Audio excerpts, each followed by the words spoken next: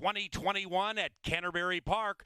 And we're racing, and everybody made the season on time. Millard's Comet is the first to come out of the gate, and Millard's Comet is in search of the lead with elusive Amelia also flashing some pace. And now Gemstone Gal revs up on the outside, and with 6.5 furlongs to go, the pace is kind of hot in the lid lifter. The first of about 600 this spring summer at Canterbury Park. It is Gemstone Gal. Luis Fuentes, riding full-time at Canterbury for the first time, gets Gemstone Gal to slow down a bit, still joined by Elusive Amelia. Behind them is Jen Takes Charge, blinkers on, closer, 3 from the front. The gray is Millard's Comet racing to the inside of Jacolina. After that, we have Patience Pays, and Patience may be paying off as this one's beginning to run on from behind. And the one in last is Deputy Dora, and the cast in the season opener 2021 Canterbury Park is covered by 7. They have 3 furlongs to go,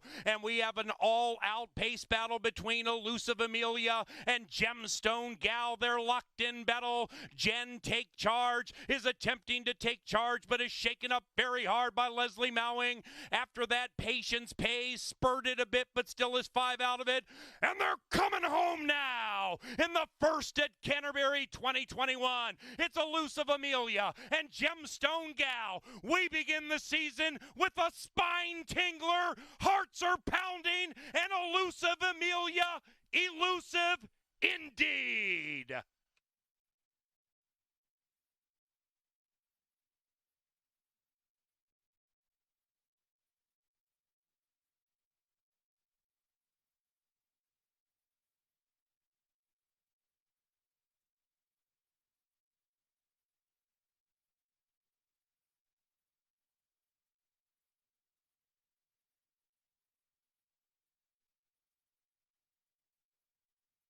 Line.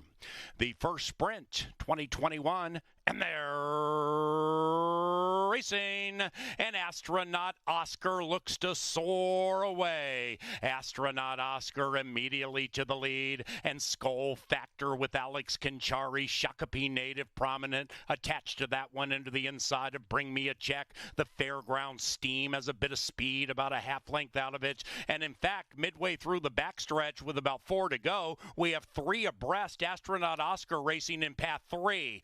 J.E.'s Hand-Me-Down, the Arky shipper, shaking up a bit on the inside to get position as Astronaut Oscar now has been overtaken by Skull Factor. And Skull Factor and Bring Me a Check have run by Oscar, who fights back. Then we come to Code to Win, looking to win 2 in a row. And the one in last is the Playboy. Northern Playboy looking to head south down the stretch with a flourish. And here they come. Astronaut Oscar reclaims the lead, and Oscar with that pretty white face kicks away a length and a piece. Bring Me a Check outside the gray horse, Code to Win, trying to win 2 in a row, and then it's J.E.'s Hand-Me-Down into the final 100. It is Astronaut Oscar, Code to Win, but Oscar gives the jockey a double sweep. Likewise for the owner, it's Astronaut Oscar.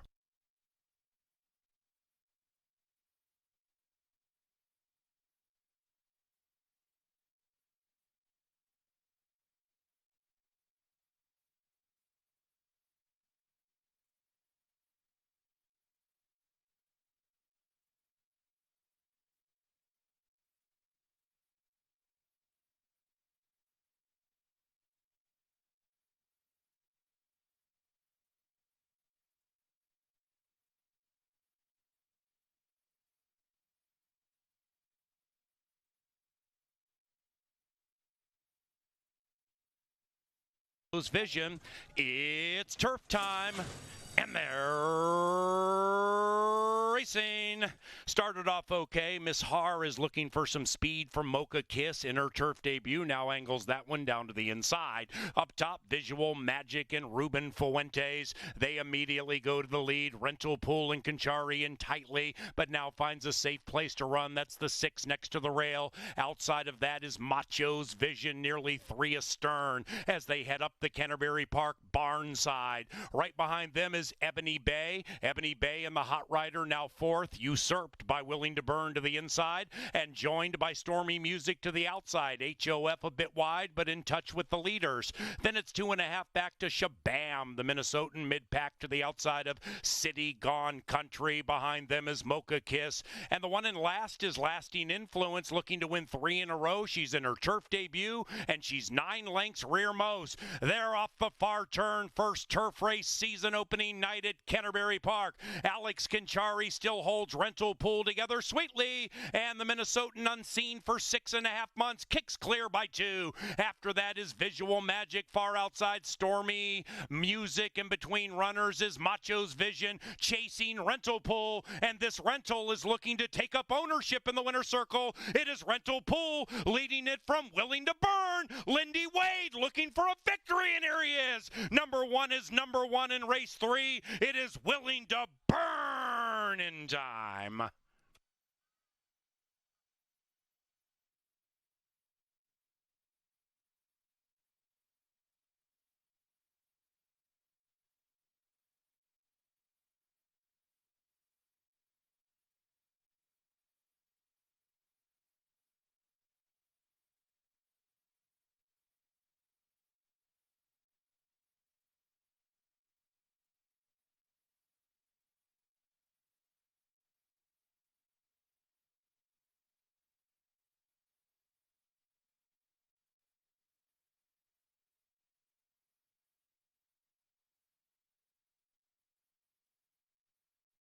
To sprint, race 4, and here they are. And they're racing. That firster, Adriana Joy. No joy out of the gate. No joy out of the gate. Back to last, 12 out of it. Plenty of joy for Ghost of Genevieve, who looks to disappear in the winner's circle. Runaway A-Train is keen to go. Likewise for Rose Hill Road to the inside. The favored filly, Owen's Pleasure, shoved on a bit into the far turn. Owen's Pleasure worked on a bit by Lindsay and now overtaken by That's All Right, who makes a menacing 4-wide move. Flash Flood tries to provide the rider with a triple through 4, scooting through on the inside. Owen's Pleasure, the 2-5 favorite, is languishing. 6 from the lead, needs to re-engage, and as a mile clear from She Appears Holy, the Holy One is heavy laden, and after that Adriana Joy, and here they come, charging down the Canterbury Park stretch. Ghost of Genevieve still leads. Owen's Pleasure now gets engaged. Here's Owen's Pleasure taking off late. Owen's Pleasure to the winner's circle. Lindsay had to work hard for the money, but they got it.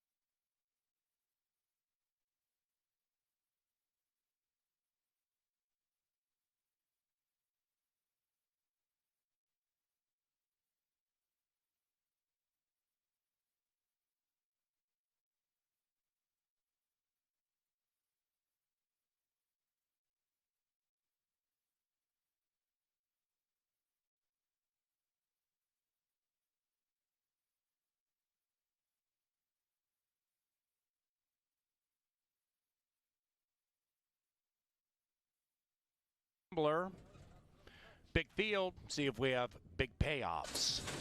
And they're racing, and they've broken a line. All 12 out splendidly.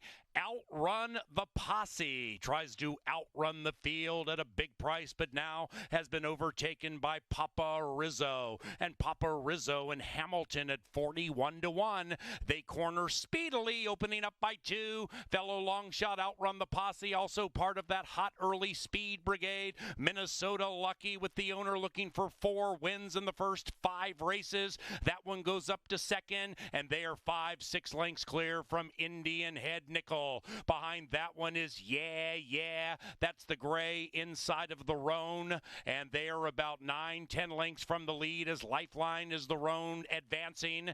Then we come back to Mesa Skyline. That long shot, 12 lengths out of it, advancing to the inside of Irish Major. The 8-year-old is 13 lengths out of it to the inside of Riverboat Gambler. After that, It's a Boy to the inside of Take That for Data. Way back in last is Cut to Order. The 10-year-old is languishing around about the quarter pole, and Papa Rizzo and Hamilton trying to put a Q around race 5 and do so at 41 million to 1. Number one is number one as they head for home. Minnesota Lucky offers a challenge. Likewise for Outrun the Posse in a very difficult spot. Then we come back to Mesa Skyline making a good move with It's a Boy. Still chasing Papa Rizzo, and Papa made them say uncle.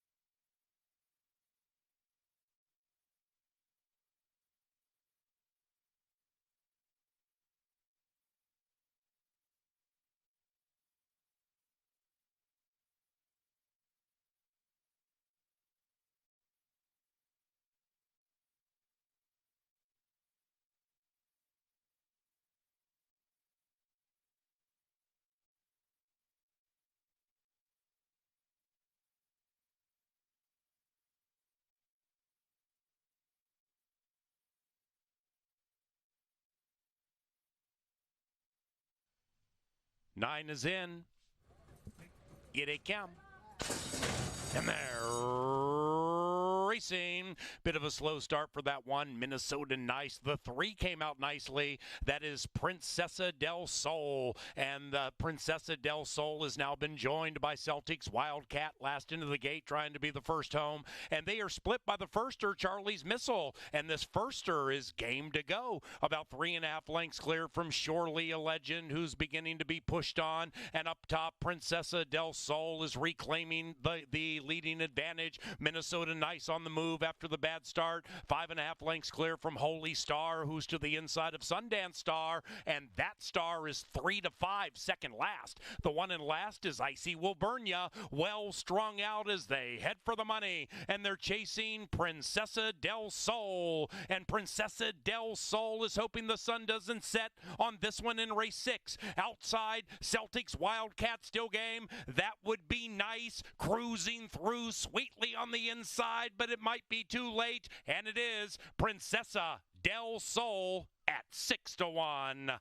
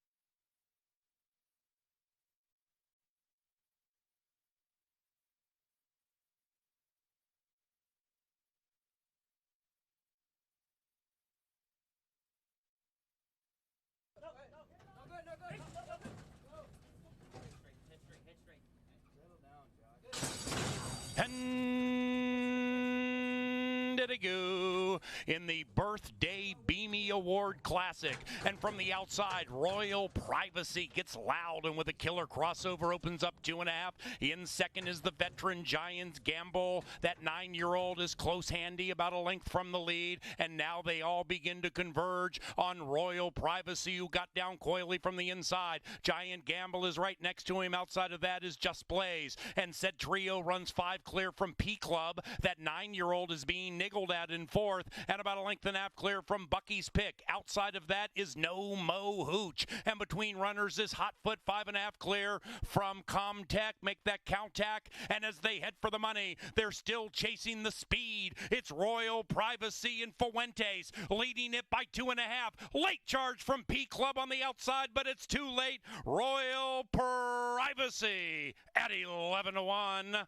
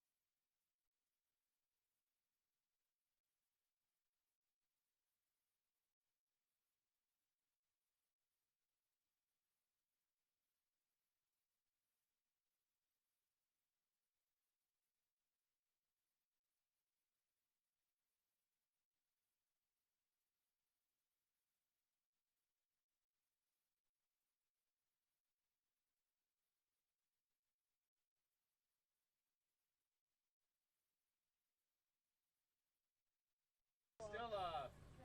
Still up. Still up. You on? He's Set. On. And they're racing from the wide side. Captain Drake gets the first call. Here comes Henry O. Henry, and Henry O. Henry strides clear by 1.5. It may be ever widening. After that, it is the Alligator Hunter, clearly in second. To the outside of Fire Extinguisher, Captain Drake outbroke the field, but now is about 4 lengths out of it and extremely wide.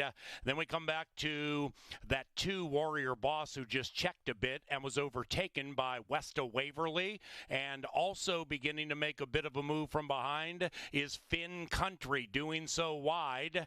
And Well Pro is right in that clump, about 3.5 lengths from the lead. And the one back in last is Candy Wampus as they cut for the money. It is the Alligator Hunter taking the lead and doing it stylishly at 2-1. The Alligator Hunter is home and cooled out into the final football field. What a powerful finish. The Alligator Hunter, 3 for Q.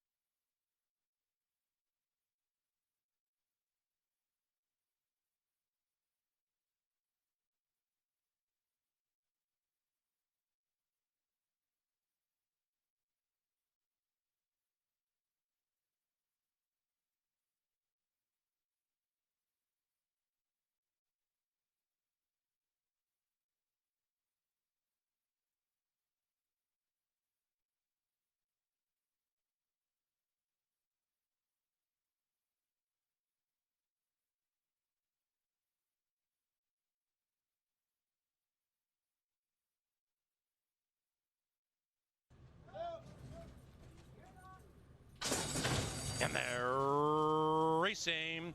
Bit of a slow start for Direct Impact on the inside. Jimmy T comes skipping through, very well supported at 2.5-1. And Jimmy T, number 1, is number 1 with 7 to go. Racing a bit quickly, opening up by a length and a half. In second is Winter Run. Winter's Run now locks up with Jimmy T around the first turn. Behind them is Praise Loudly, held together very, very tightly just to the inside of I'm a Harley 2. After that, it is Box Candy, rider looking for 4 victories on the card and is to the inside of Tequila Blanco. Behind them is Irish Charlie. Then a big gap of about 5, maybe 6 to Flanagan. 2.5 after that, Courting Moonlight. And the one in last is Direct Impact. 13 covers them, and they have a half mile to go. They're chasing Jimmy. It is Jimmy T and Ruben Fuentes trying to go wire to wire in the last, and still challenged by Winter's Run. Outside of that, I'm a Harley 2. Praise Loudly and Lindy Wade just waiting for the light of day. That 2 seems to be full of run. Now angles to the outside of Jimmy T, and Praise Loudly is making a bold move. 7.5 lengths clear from I'm a Harley 2, who hoists the white flag. Tequila Blanco's near the lead, and then we come to Irish Charlie running on, and they're coming home now. Praise Loudly at 3.5 to 1 takes a tenuous lead. Here on the outside, Tequila Blanco trying to leave them punch drunk, and Irish Charlie looking for the luck of the Irish on the inside. Tequila Blanco, intoxicatingly good.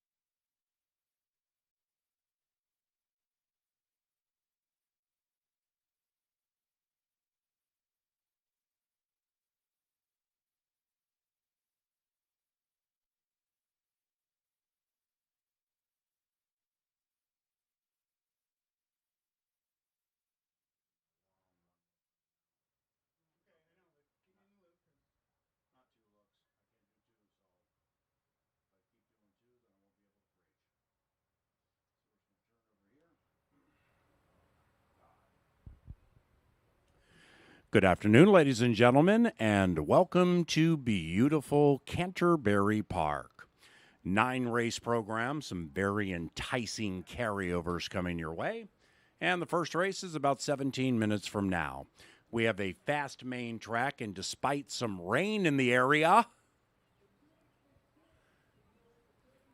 can't wait to get on that firm turf course, rails at 20 feet. Program alterations, and here they are. Races 1 through 3, clear of change. Now we get to the fourth race, and that's the Lady Slipper Stakes, beginning our pick 6. $1 pick 6, 77 and a piece in the carryover pool, in a race featuring the 2020 Canterbury Horse of the Year, Ready to Run Away.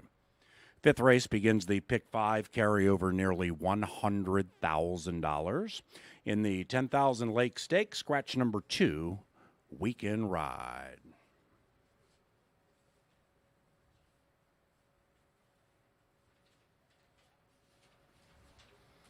Race 6, scratch number 8, Tequila Time. Race 6, scratch 8, Tequila Time. Race 7 is clean.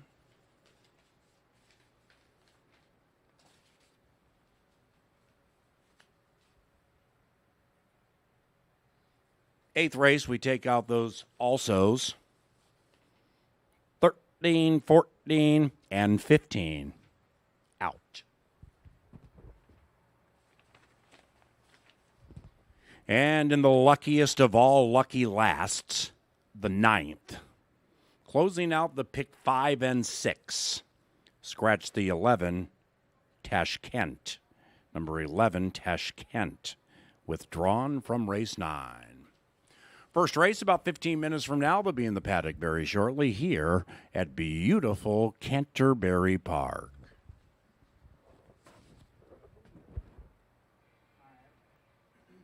Let's throw you in front of that post, just right at those stupid little black things. Why don't you blow it on your butthole?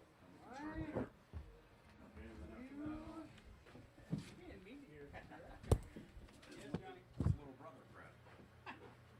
Your surrogate. Johnny, absolutely. Johnny wants you to do a nice quick one of these. Got it. Yes, sir.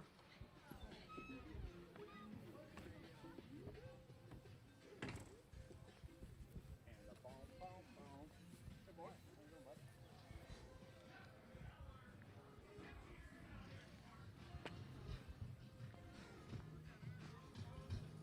So, if we're not short on hold on, but if we're not short on time one time, it'd be this is a good time. That's a good time.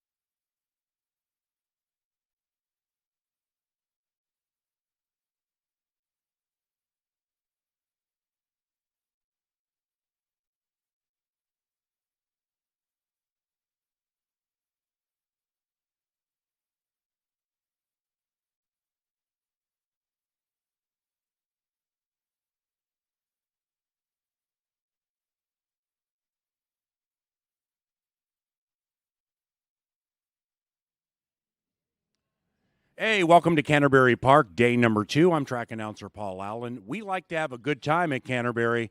Honestly, can you have a better time than what's happening right here, coming up on 5 o'clock Central? They're about ready to have a good time this evening with these nice carryovers and everything. And a day after we handled $1.9 million. So on behalf of all of us here at Canterbury, those on track and off track, thank you very much. Tonight we have some big festivities with the Pick 5 and the Pick 6. Pick 6 begins in race 4. It's a $1 play. It's not a jackpot. Hola, amigo. Soy Pablito. No tengo tiempo para sol. Race 4, 7,700 in the carryover, no gimmicks. It's a $1 piece. Pick 5, race 5, Lori Keith. 50-cent play. 91,000 in the carryover pool. That bad boy can make somebody a lot of money tonight, and it's only 50 cents. Congratulations to Minnesotan Pete Matson. He had 3 victories last night. Our beloved Wild couldn't find a hat trick, but Mr. Matson did. Likewise for rider Alonzo Quinones. Pete Matson, longtime owner and breeder here. Well done, young man. Those carryovers, bunch of new jockeys here winning races. Got a lot to talk about. That's why we have analyst Brian Aragoni in the Dark Star press box. Brian, welcome back to the races, and good afternoon. Warm welcome we had back to live racing last night in 2021, 1.9 million in handle. And speaking of warm welcomes, Minnesota's own Pete Matson with 3 wins along with Alonzo Quinones. We also had some newcomers to the jockey colony go right to the winner's circle. Mr. Negron got a victory in the nightcap, which did spur that $90,000 pick 5 carryover. We also had Ruben Fuentes, the West Coast invader, get his first victory along with Lindy Wade, who gave the Litza, Jay Litza, New Star Tribune handicapper, his first win with an impeccable ride on our turf course. A field of 5 kicks us off as we're just 11 minutes away from the opener here at Canterbury Park. The rain is held off fast and firm as we begin the second day of the meet, and maybe the most exciting for sure with that $90,000 carryover. But don't forget, Pick 6 also carryovers as well. A field of 5 set to go 6.5 furlongs in here. Your rail runners, ornamental iron. Justin Evans and Negron team up in here. The 6-year-old mare by Flat Out. 8 for 43. Makes the equipment change, so blinkers go on. She hasn't had them on in some time. We'll see how she reacts today. 7-1 on the board. On your screen is the good-looking Sweet Blindness. Eddie Martin Jr. and Gary Shearer looking to team up in here. We don't see very many New York breds, but that's exactly what we have in Sweet Blindness, who, with a win today, would push those career earnings up over the 6-figure mark. We'll see if she can get win number 5 and start number 20. She does have a win over the surface here locally as well, 6-1 on the board. I'm going to try number 3, Full of Grace. Alex Conchari teaming up with Mac Robertson in here. For Novogratz Racing Stables, these guys could have a big day. They'll be in stakes action later on. Full of Grace, no stranger to the Canterbury Park Oval. 2 wins in 7 starts. No trouble getting those earnings in 6 figures. Over 156 in earnings. She's won 2 out of her last 4. She can press the pace or sit just off of it. 5-2 on the board. But the 4 is Aunt Ruthie, undefeated. While others in here maybe have more class, more experience, Aunt Ruthie certainly has done nothing wrong to start her career. The 4-year-old filly by Square Eddie may have taken a while to get the track, but she has repaid the patience of owner Alan Peterson with back-to-back victories and really hasn't even taken a deep breath yet. 4-5 on the board as Lindy Wade looks for another winner. And Girls a Bullet, Lori Beeler looking around out the field and here with Mike Beeler. 7-2 morning line, 5-1 right now on the outside. If you can draw a line through that last race, which you easily can, consider it a prep race. Girls a Bullet certainly deserves a look at 5-1, but we'll see if Aunt Ruthie can make it 3 in a row like Peter Matson did yesterday, looking to put that undefeated record on the line as we're 9 minutes away from the opener right out here at the park.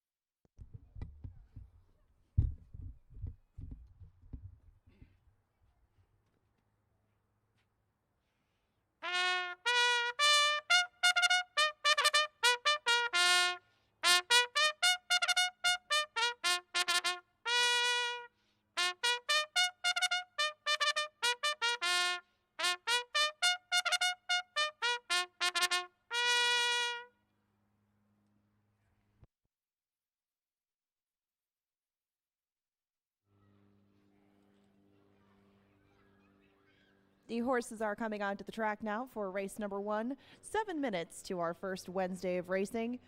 Win, place, show, exacta, trifecta, and superfecta wagers in play here, as well as daily doubles and rolling pick 3s. All those betting options in this field of 5 to open us up. Fillies and mares now coming onto the track for race number 1.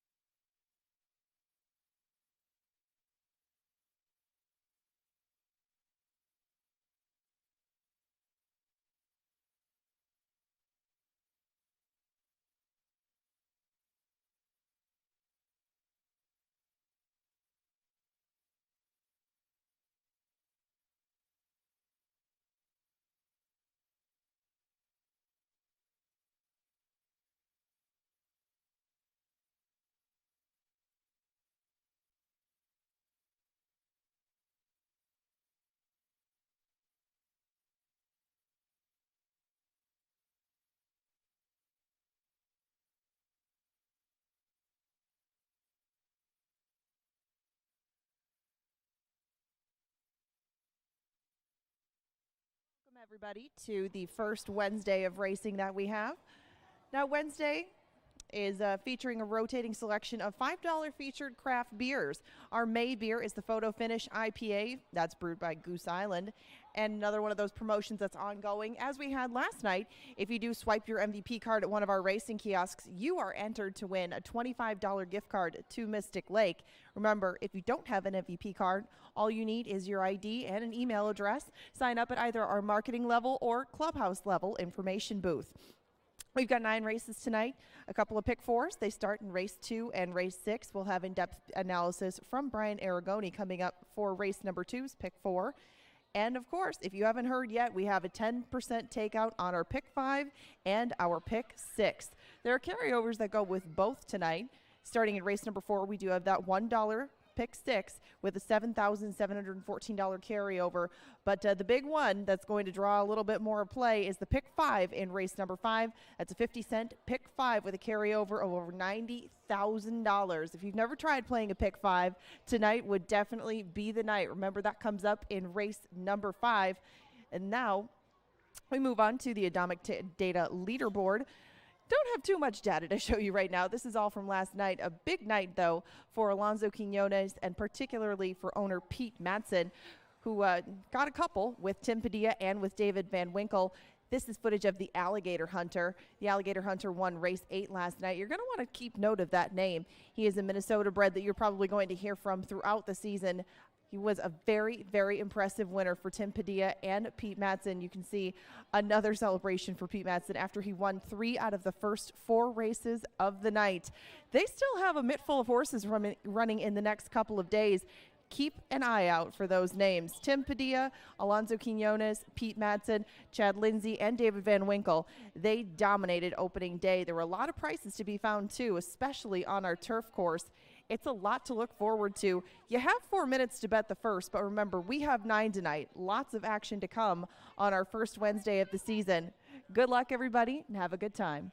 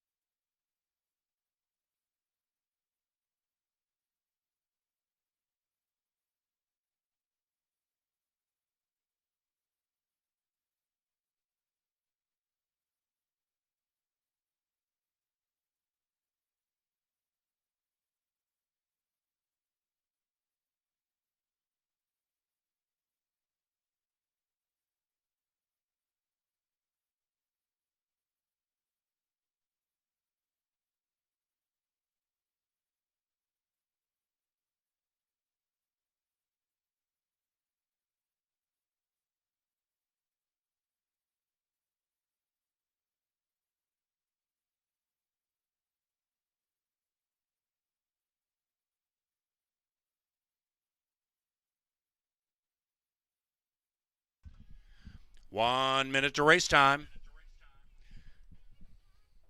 Ladies and gentlemen, we have a scratch in race 9 being announced for the first time. This is a scratch in the 9th race at Canterbury. Race 9, scratch number 4, market analysis. Race 9, scratch number 4.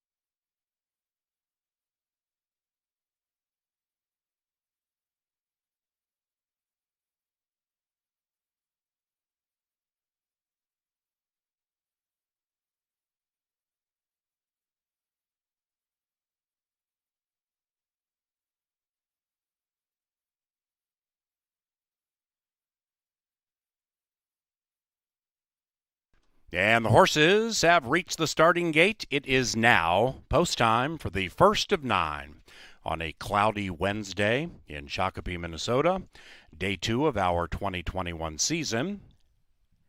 We thank our sponsors: Apple Autos, Atomic Data, College City Beverage, Continental Diamond, Grey Duck Vodka, Gallagher Benefit Services, iHeartRadio, Jim Beam, Quick Trip, Loeffler, the Minnesota State Lottery, Pepsi, and Star Tribune.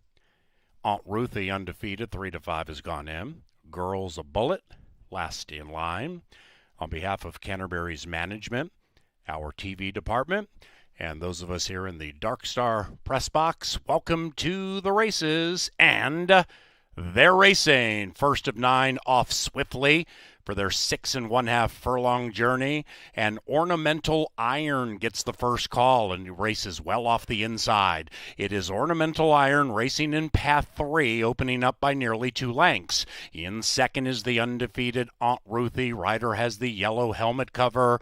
Full of Grace and Conchari in the Novogratz colors, sneaking through sweetly on the inside. After that, Sweet Blindness looking to win 2 in a row. And Girls a Bullet's going to have to be a bullet and is beginning to shoot in from 4 lengths out of it. Tightly packed off the far turn as a squall begins to hit us in Shakopee and they approach the top of the stretch. Full of Grace, still full of run. Ornamental Iron outbroke the field, but now is struggling. Outside of that, Aunt Ruthie having to do a lot and circumnavigating to stay 3 for 3. On the inside, Sweet Blindness and Girls a Bullet beginning to fire in from the back of the pack. Conchari's all over the leading Full of Grace, and Full of Grace still full of run, offering no grace to the others. It is Full of Grace to capture race 1 by 4. Girls a Bullet and Ornamental Iron ran third.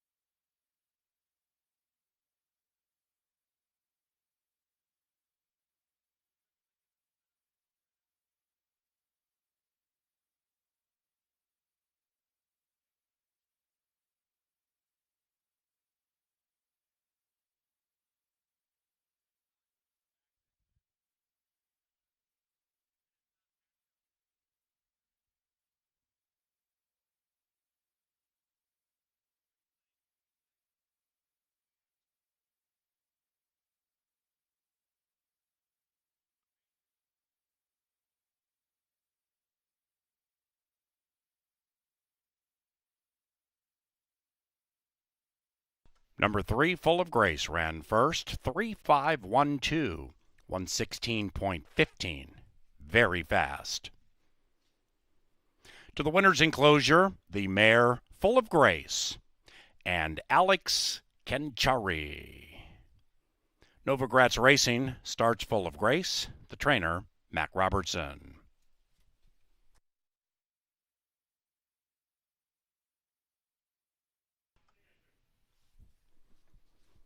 Ladies and gentlemen, once again, we thank you very much for joining us on track or online today, watching and wagering on Canterbury Park. We appreciate you choosing to spend your evening with us. If there is anything we can do to make your experience better, please let us know via any of our social media platforms, including via Twitter, at Canterbury Park. 1260 for the X. Try comes back 1980 for 50 cents. To the second race, second of 9, fast main track. Turf is firm, people. Turf is firm when we get to that. We have no rider changes, and we have no scratches with race number 2. The second race is courtesy of Atomic Data, the preferred IT solutions provider for Canterbury Park, delivering tailored pay-as-you-go IT as a service. Atomic Data. Thank you.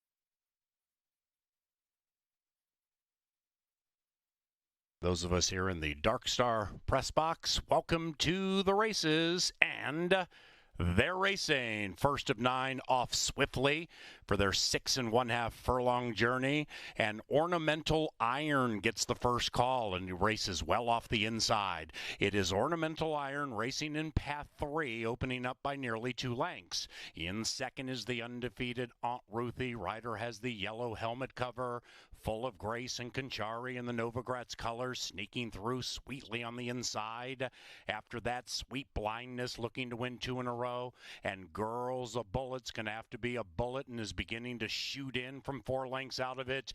Tightly packed off the far turn as a squall begins to hit us in Shakopee, and they approach the top of the stretch. Full of Grace, still full of run. Ornamental Iron outbroke the field, but now is struggling. Outside of that, Aunt Ruthie having to do a lot and circumnavigating to stay 3 for 3. On the inside, Sweet Blindness and Girls of Bullet beginning to fire in from the back of the pack. Conchari's all over the leading Full of Grace, and Full of Grace still full of run, offering no grace to the others. It is Full of Grace to capture race 1 by 4. Girls of Bullet and Ornamental Iron ran.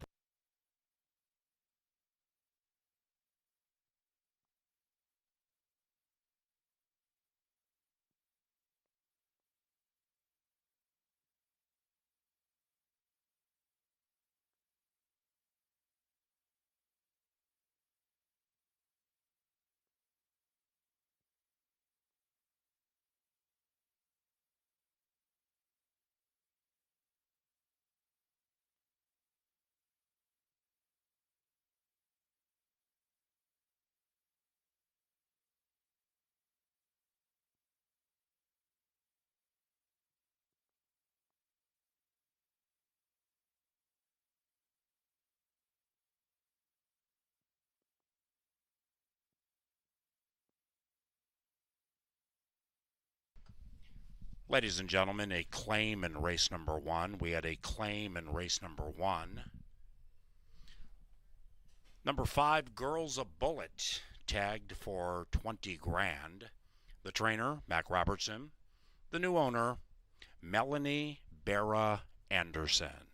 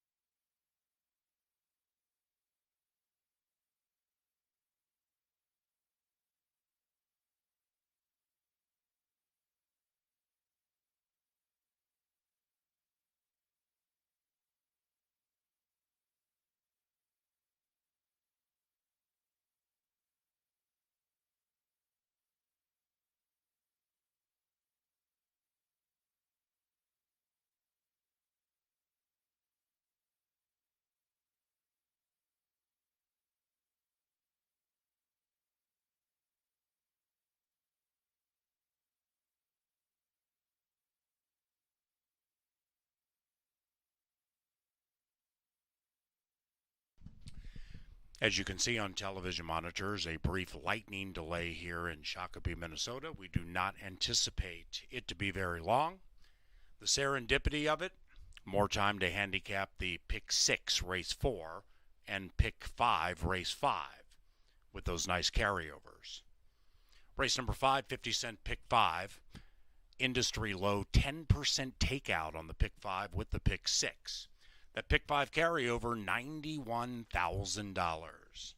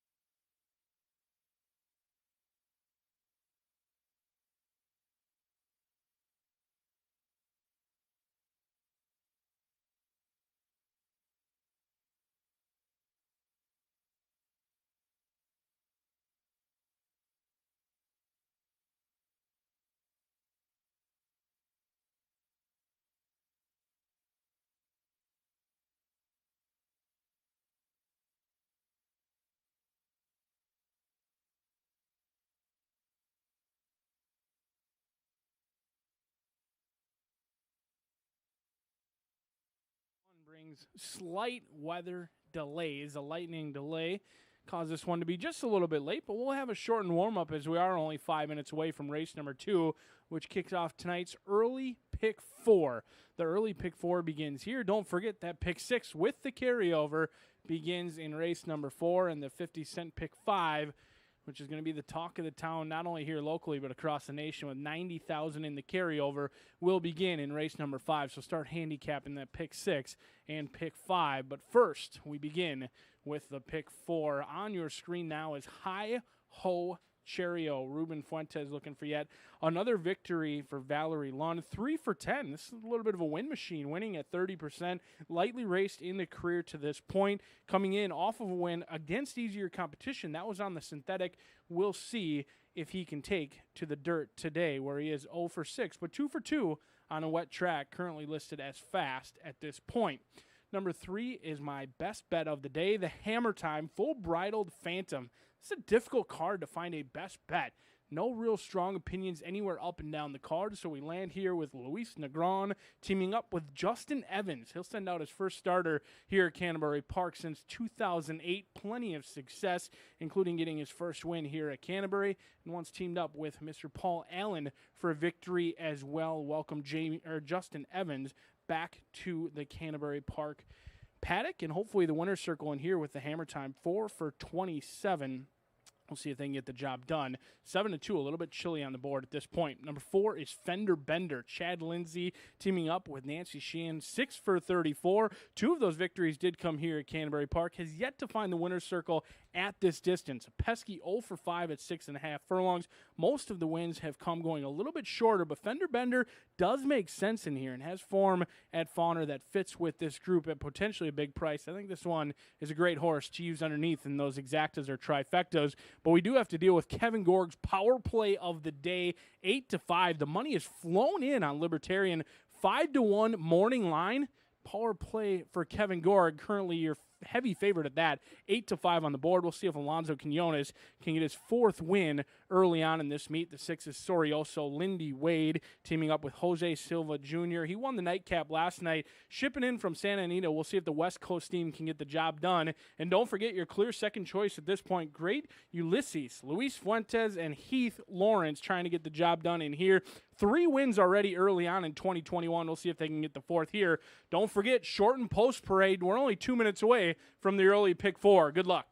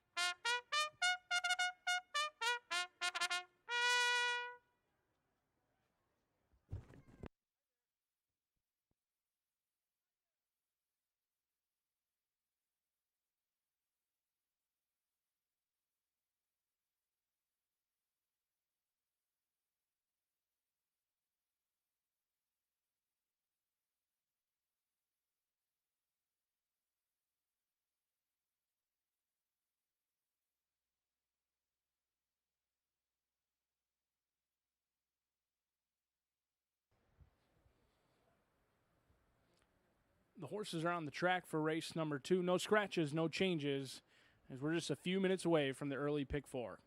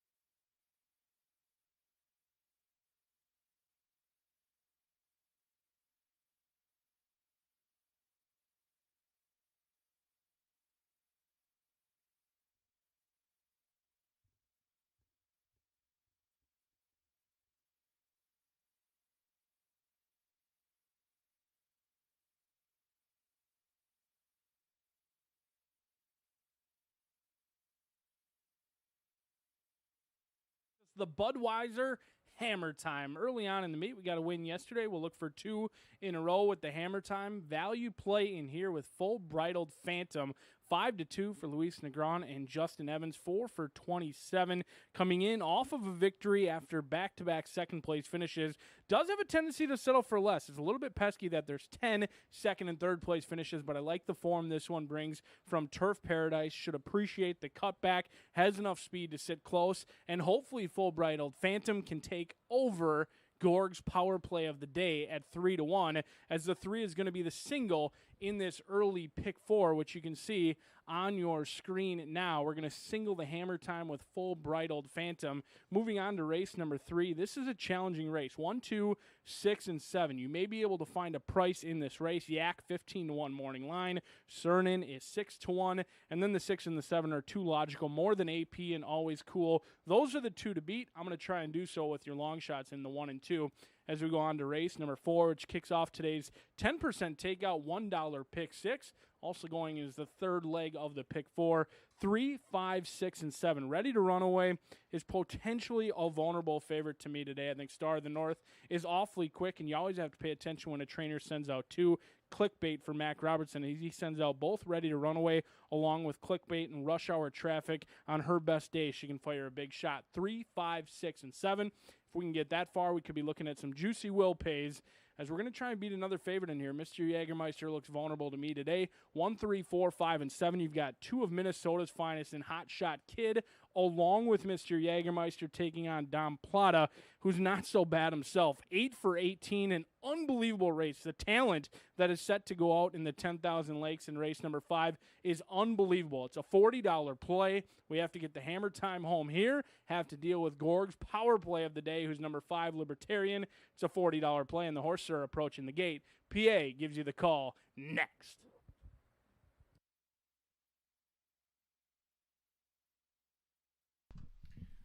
Yes, sir. Thank you, Brian. Canterbury Park thanks some of our live racing sponsors. They include Apache, Apple Autos, and Arch Key Technologies. To the gate shortly.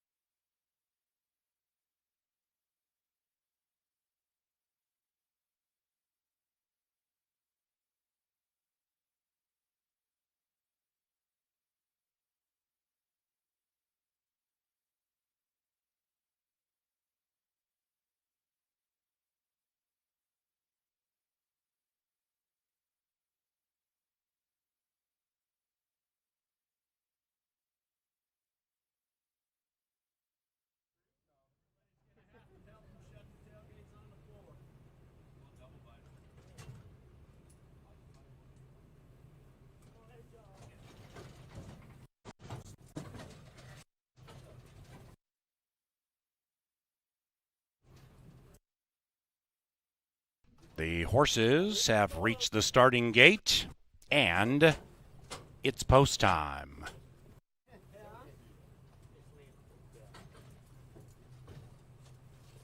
Libertarian is in. Now, Sorriso. Great Ulysses next in line, and last in line. Race 2, Day 2, Canterbury Park, and they're racing. And Great Ulysses came off in great fashion, but now takes back a bit, overtaken by Sorriso. The speedy SoCal Invader puts 1.5 on Great Ulysses, and after that it's Fender Bender. That's the 4, 5 lengths from the lead. Hi-ho, Cheerio advances to the outside of Drop the Gloves. Then it's Libertarian, the Tampa Steam, 8 out of it. To the inside of Full Bridled Phantom, looking to win 2 in a row from last. 3.5 furlongs to go. Ceriso and Lindy Wade lead it by 1.5, and Wade still has a tight hold on the speedy SoCal Invader. 3/8 to go. The 6 bumps the margin to 2.5. In second, Great Ulysses, 2.5. Hi Ho Cheerio shoved on 7 out of it. Watching Ceriso continue to glide with a quarter of a mile to go. Fields well strung out. They're beginning to panic because Ceriso has put torment on the cast of race 2. It is Ceriso set down for the drive by Lindy Wade. Shifts ground but does so with a 3.5 length lead. In second is Hi Ho Cheerio. After that is Fender Bender, chasing in vain because Ceriso is gone. 6-2-4, race 2.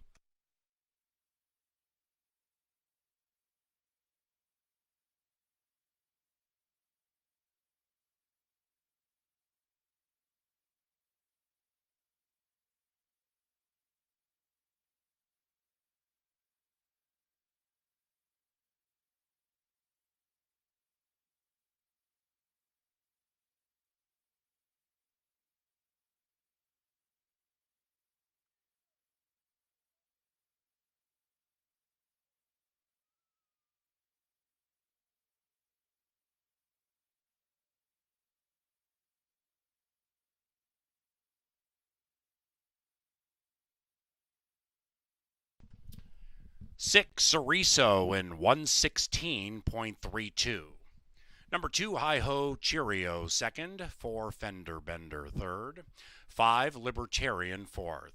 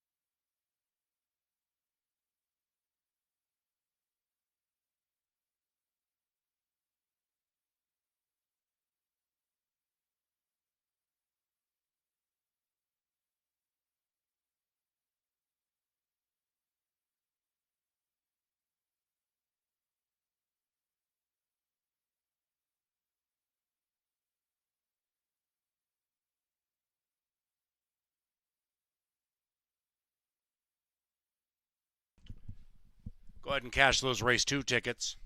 Superfecta 58.30.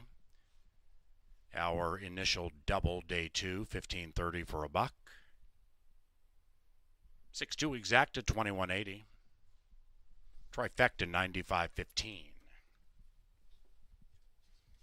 The third race at Canterbury takes us to a firm turf course. The rail is at 20 feet.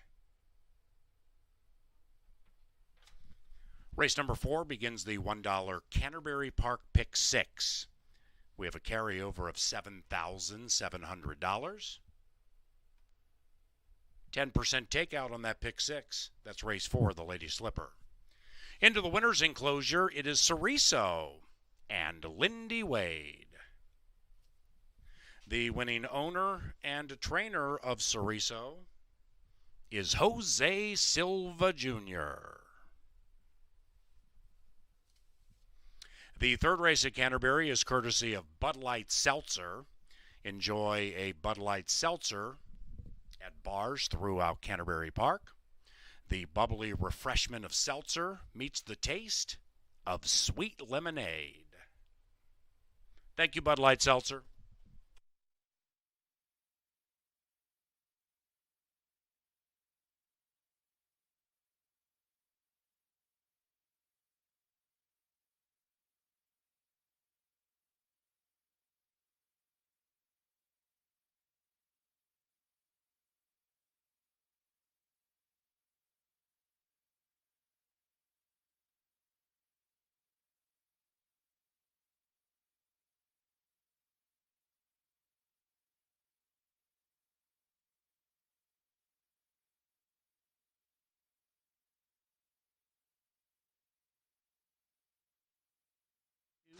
Canterbury Park, and they're racing.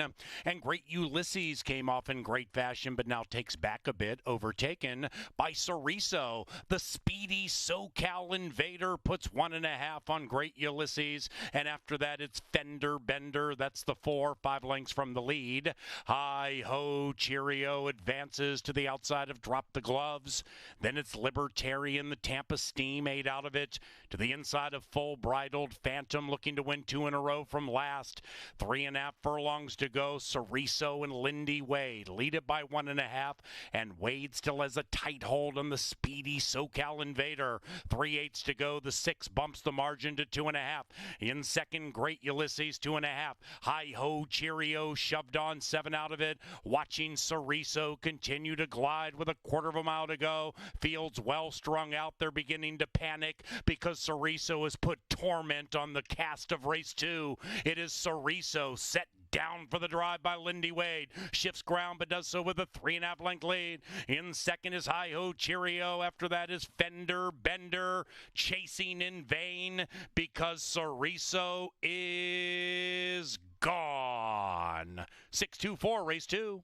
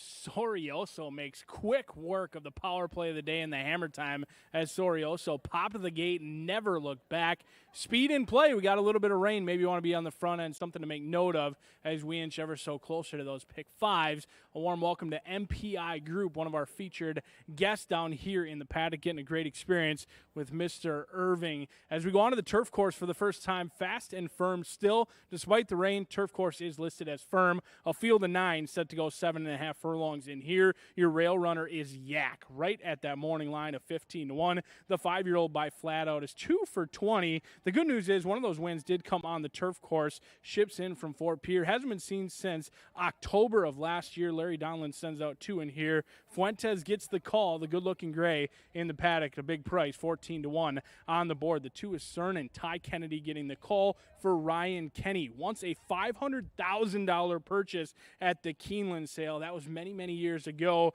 The 4-year-old colt by Malibu Moon also has 2 victories just like Yak. Ships in from Turfway Park. Clearly did not take to the synthetic. Gets back on the preferred surface today where they are 2 for 3 on the turf course. 5-1, certainly in with a chance. Number 3 is Rock the Pulpit. Lindy Wade and Tony Ringstorff teaming up in here. After a rough 2020, 0 for 12, certainly figured things out. Just like many of us had a rough year in 2020, bounced back in 2021. Rock the Pulpit already has 2 wins this year. However, both those wins came on the main track. We'll try and get a win today on the turf course, 15-1 on the 3. The 4 is Warriors Hero. Chirinos gets the call in here. Has been consistent as they come. In 10 starts, has only finished outside the trifecta or the top 3 times. 7 for 10, hitting at 70%. Certainly picking up paychecks for Purple Rose Ranch. We'll see if they can get the victory in here today for Warriors Hero. The 5 is Kinetic Swagger. I always pay attention to early money and late money. That's certainly the time you want to pay attention, and all of the early cash was on Kinetic Swagger. Now drifting up closer to that morning line of 5-2 for John Mentz, Mac Robertson, Cecily Evans. These jockey-trainer combinations looking for a big day as they'll be in stakes action later on. Trying to get a win in here with Kinetic Swagger, 5-2 right now for the Fairground Shipper. Number 6 is More Than AP. Here's where my money lands with Wade Rarick, Alex Kinchari. Already has a winner on the card. He'll look for another one in here, 5-1.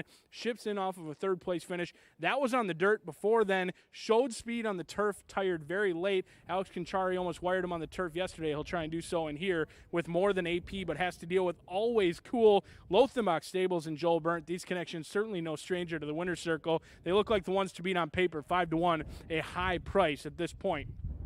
The 8 is Wild Score. Larry Donlin sends out the Rail Runner, also from post number 8. Second start off a long layoff, going to be a big price on the board. And the 9 is Where's Jordan, the 8-year-old, one of my favorite Minnesotans, the 8-year-old by Kilo, looking for win number 3. Don't let those turf races at Tampa fool you. Certainly was running on late, gets the perfect distance. We'll see if there's enough pace to chase for Where's Jordan as the field of 9 goes out for race number 3 right out here at the Park.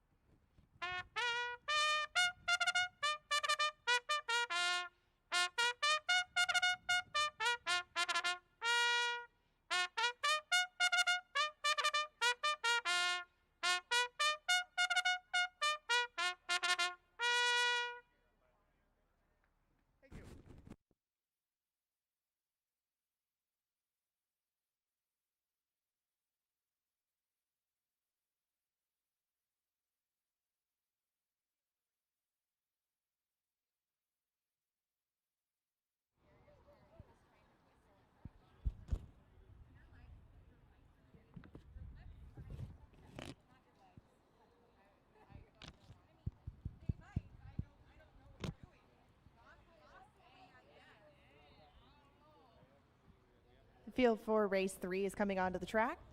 5 minutes to post for race number 3. Exacta, trifecta, superfecta, double and pick 3 wagering, all your options in race number 3. We'll head to the turf course for the first time today. No scratches in the third. We want to take a minute to thank our sponsor for this race.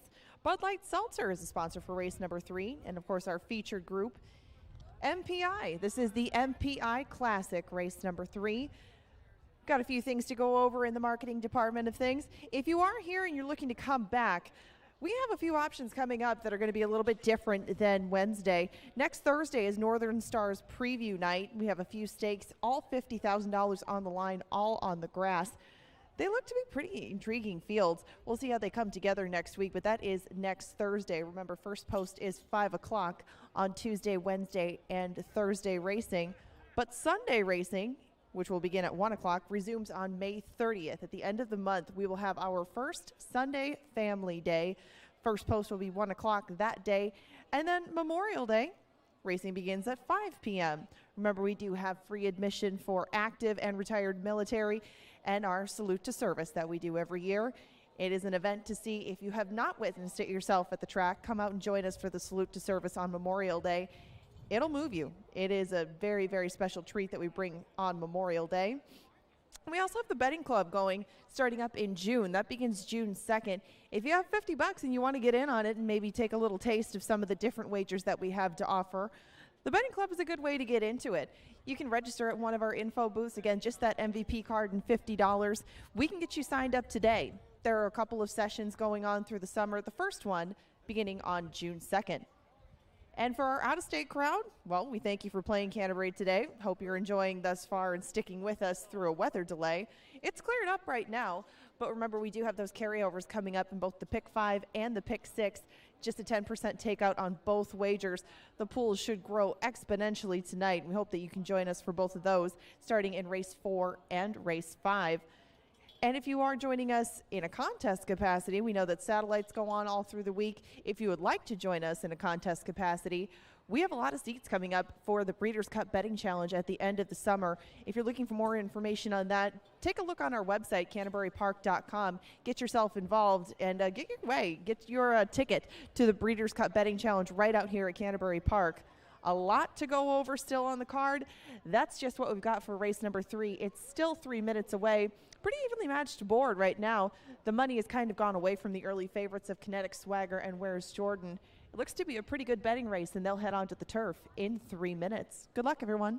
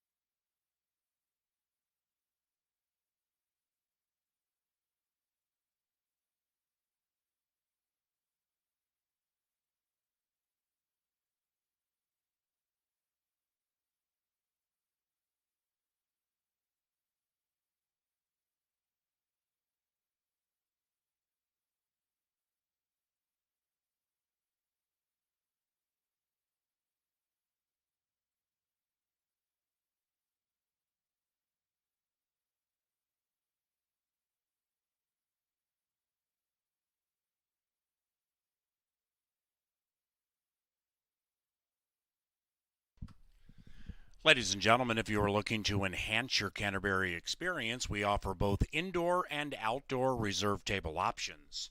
Those come with menu service and amazing views of the racetrack.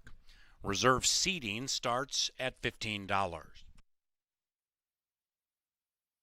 Visit CanterburyPark.com for details.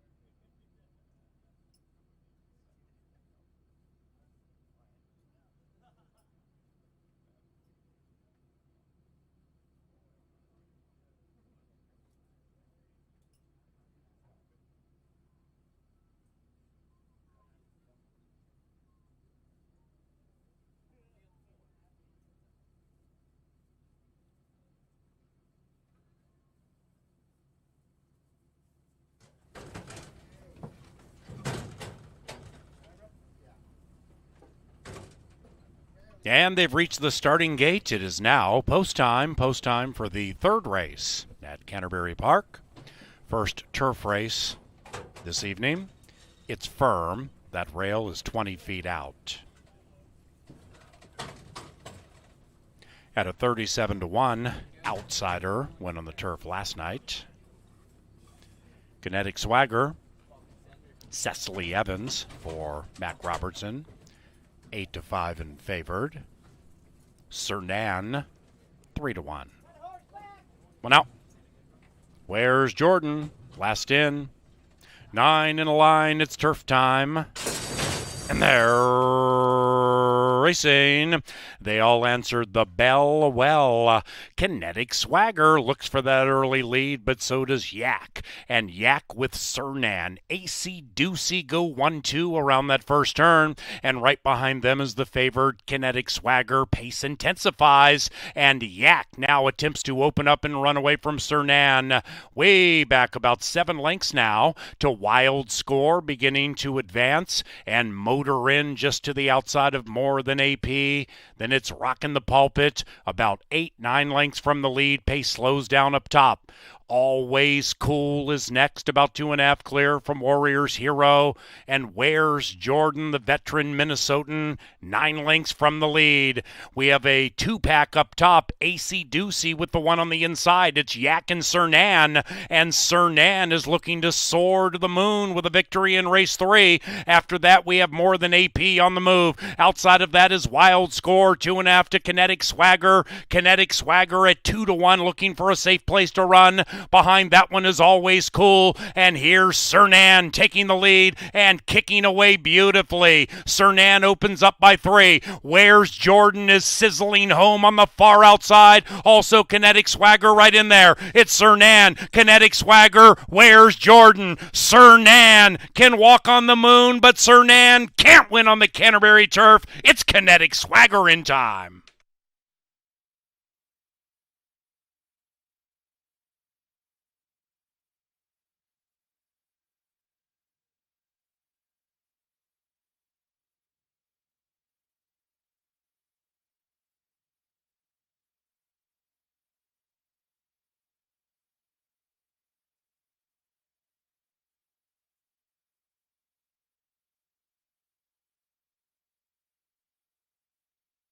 Photo finish.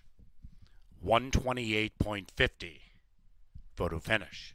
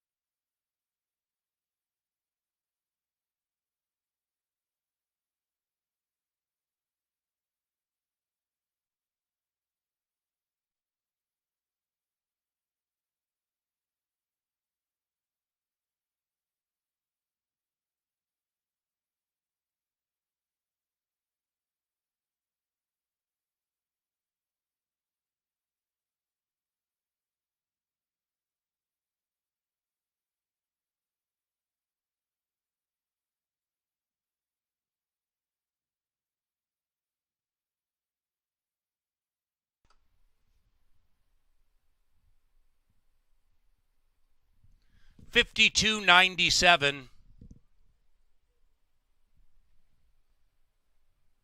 Kinetic Swagger, second choice at 2-1. First.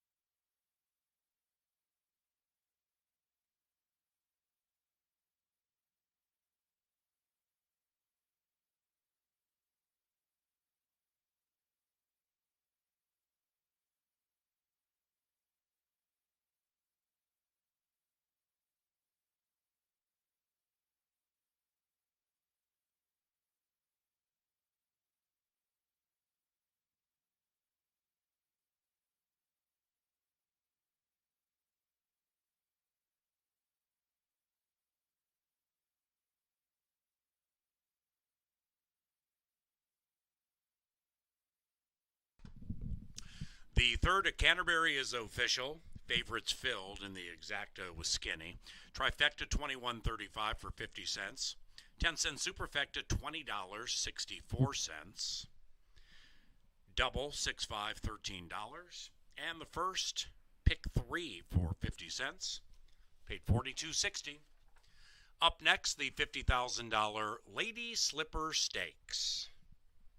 No scratches. This race begins the $1 Canterbury Park Pick 6 with a 10% takeout. Lowest in the country. 7,714 in the carryover pool. That's race 4. Into the winner's circle following a well-timed ride. This is Kinetic Swagger and Cecily Evans. The winning owner, John Mentz, and the winning trainer, Mac Robertson. Racing at Canterbury Park is sponsored in part by Jim Beam. We also thank sponsors College City Beverage, Continental Diamond, and Dick Sanitation. $1, 10% takeout pick 6. No jackpot, no gimmicks. It's 20 minutes from now.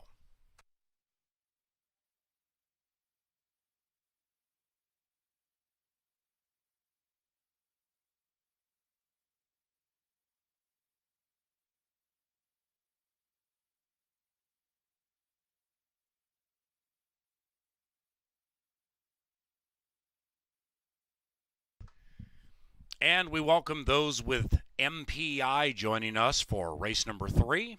That's our featured group for race 3, day 2.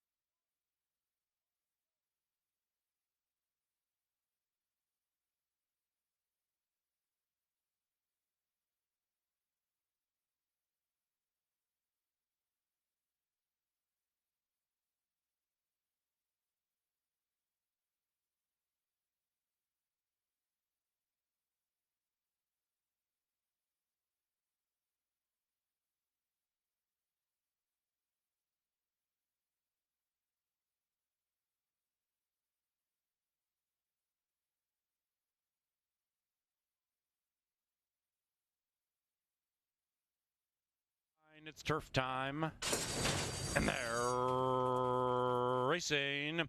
They all answered the bell well. Kinetic Swagger looks for that early lead, but so does Yak. And Yak with Cernan. AC Doocy go 1-2 around that first turn, and right behind them is the favored Kinetic Swagger. Pace intensifies, and Yak now attempts to open up and run away from Cernan. Way back about 7 lengths now to Wild Score, beginning to advance and motor in just to the outside of More Than AP. Then it's Rockin' the Pulpit about 8-9 lengths from the lead. Pace slows down up top. Always Cool is next, about 2.5 clear from Warriors Hero. And Where's Jordan, the veteran Minnesotan, 9 lengths from the lead. We have a 2-pack up top. AC Doocy with the one on the inside. It's Yak and Cernan, and Cernan is looking to soar to the moon with a victory in race 3. After that, we have More Than AP on the move. Outside of that is Wild Score, 2.5 to Kinetic Swagger. Kinetic Swagger at 2-1, looking for a safe place to run. Behind that one is Always Cool, and here's Cernan taking the lead and kicking away beautifully. Cernan opens up by 3. Where's Jordan is sizzling home on the far outside. Also Kinetic Swagger right in there. It's Cernan, Kinetic Swagger, Where's Jordan. Cernan can walk on the moon, but Cernan can't win on the Canterbury turf. It's Kinetic Swagger in time.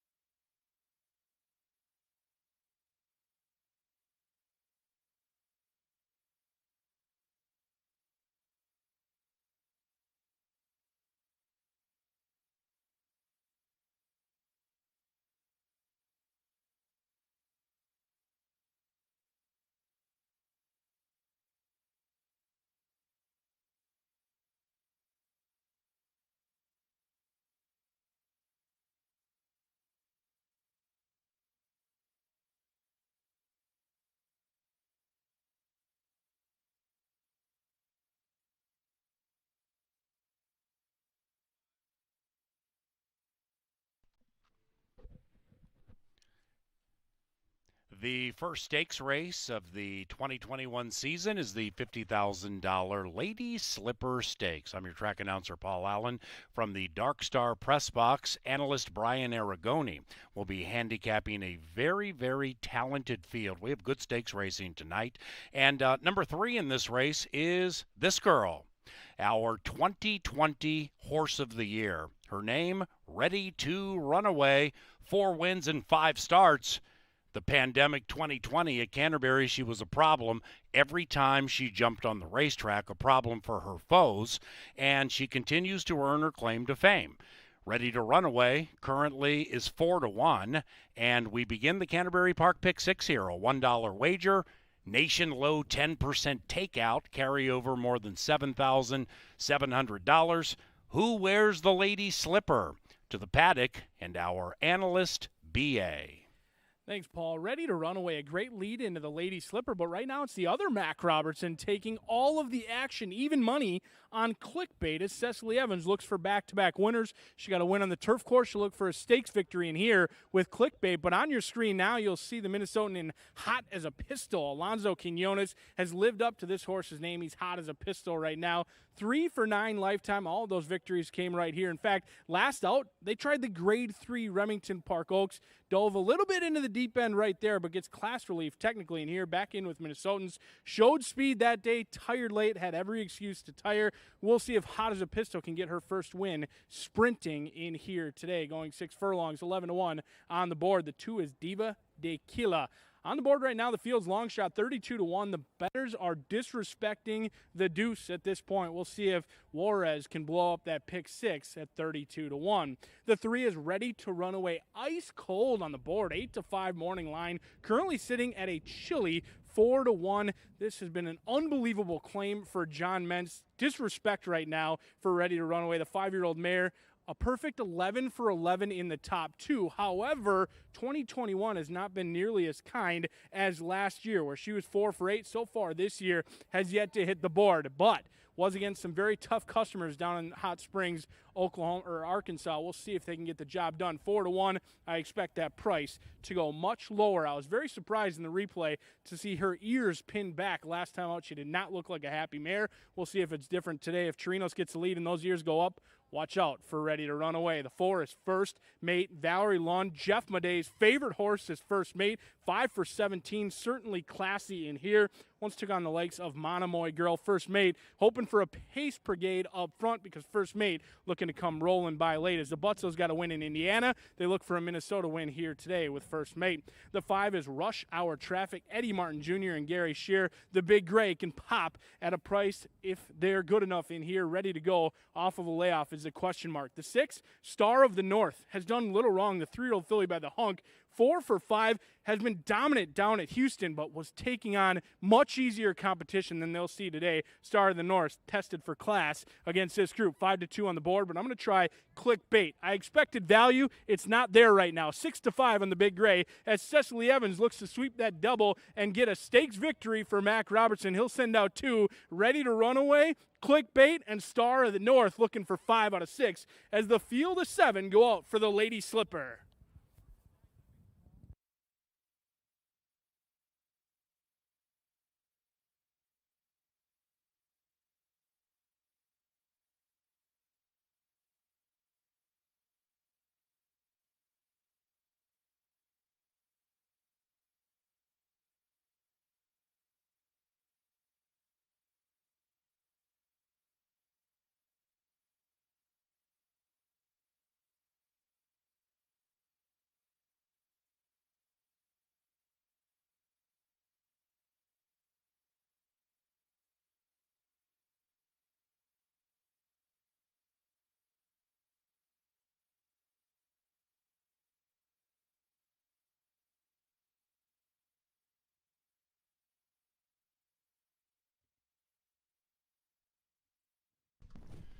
Ladies and gentlemen, the incomparable Sir Leonard Dykert.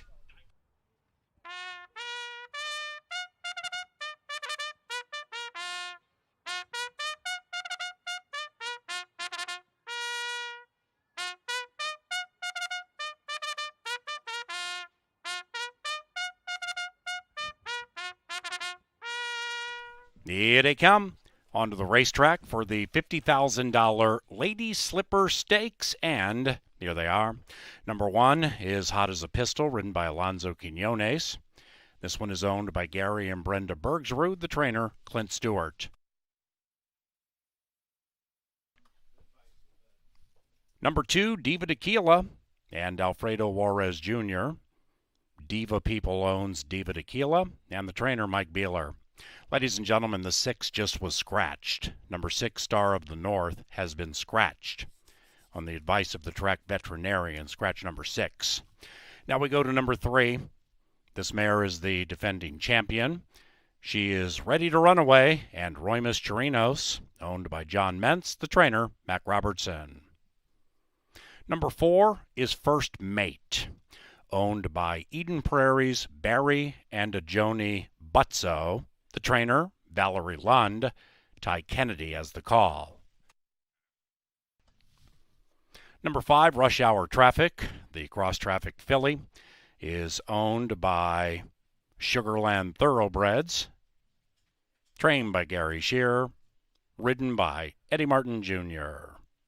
Once again, scratch number 6. Number 7 is Clickbait, ridden by Miss Cecily Evans, for Hugh Robertson, John Mentz, and Jeff Larson. This one is trained by Mac Robertson. Scratch number 6, Star of the North. Refunds for Win Play Show, Exacta, Trifecta, Double Wagers. There will be a consolation double paid to number 6, Star of the North. Pick 3 and 4 action goes to the favorite here in race number 4. The Lady Slipper Stakes is next.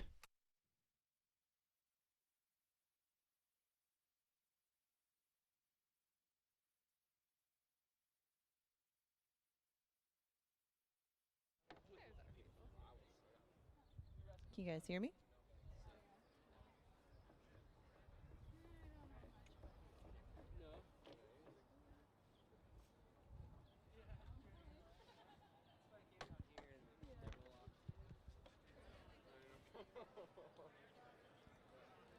I have the eye. We're gonna have to work on some new boards though, Miss Graphic Designing, with maybe the logo on there, the Canterbury logo and stuff.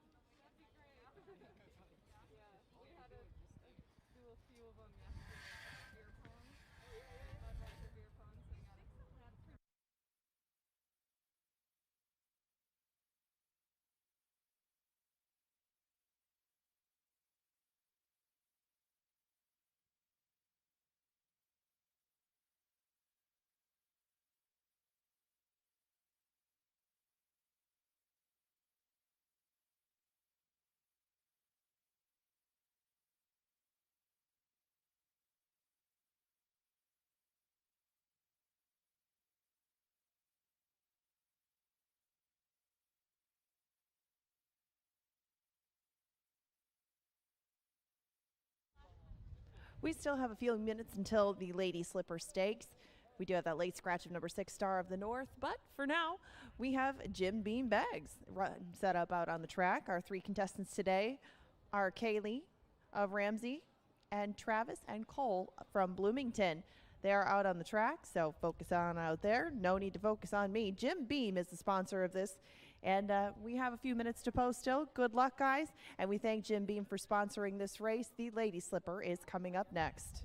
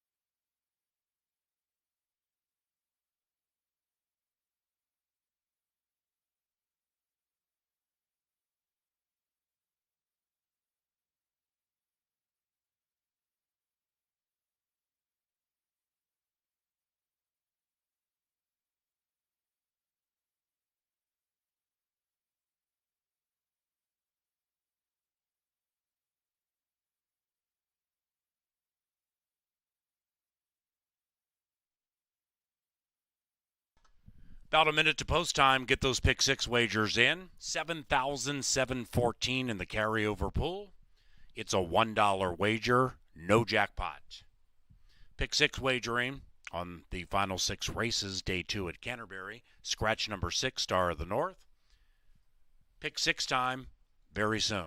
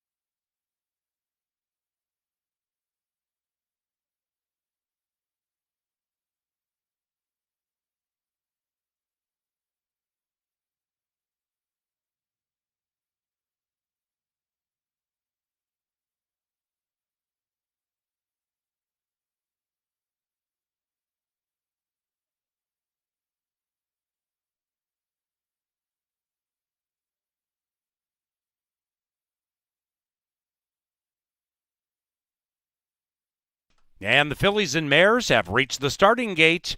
It's post time for the 35th running of the Lady Slipper Stakes. First year for this race, first year of the track, 85, Canterbury Downs. The purse was $21,725. Bold Polly won it. There have been 5 two-time winners of this race. Ready to run away, looking to become the 6th. She's 3-2, clickbait favored at even money.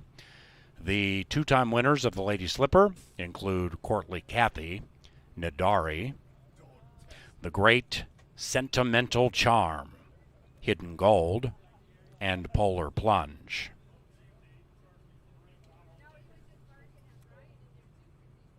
They're in. Moving in. Hot as a Pistol, owned by the Bergsrudes. They won this race in 2018 with Pinup Girl, ridden by El Ciclone.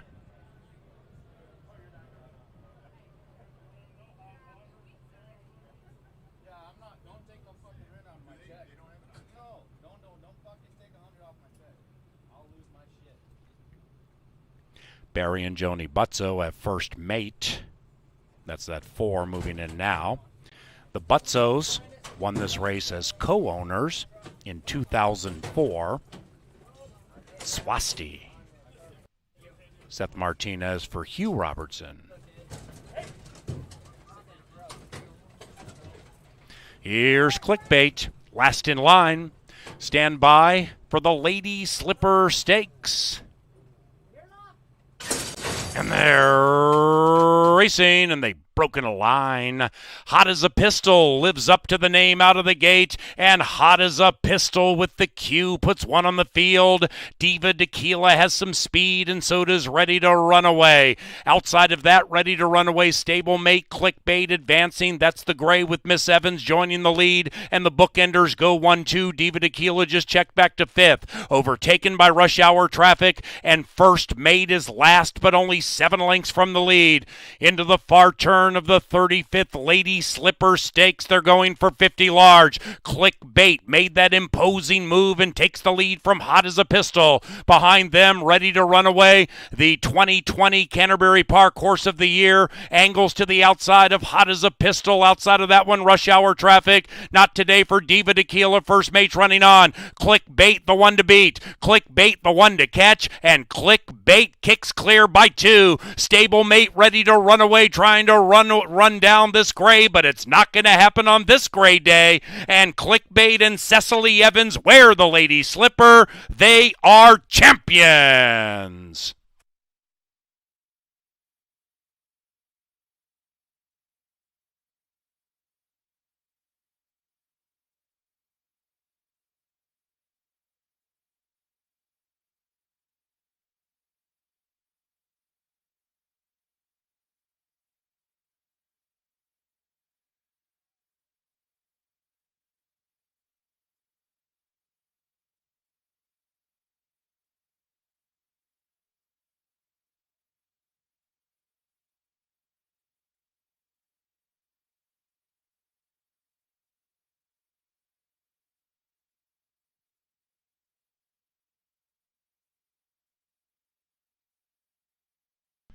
Number 7, Clickbait, the even money favorite, ran first. Final time, 109.77.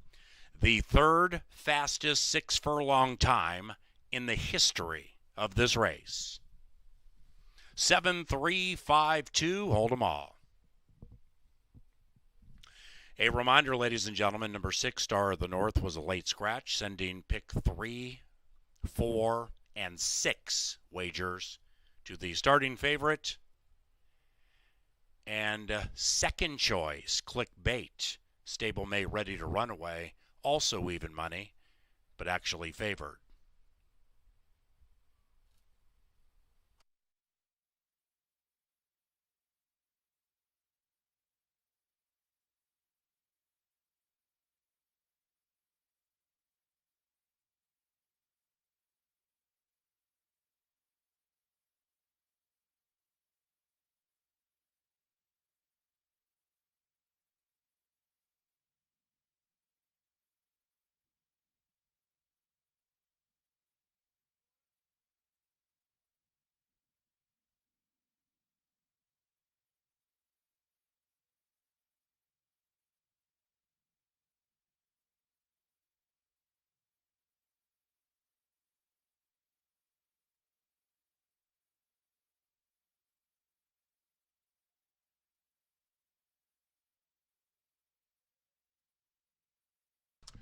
The Lady Slipper Stakes is official.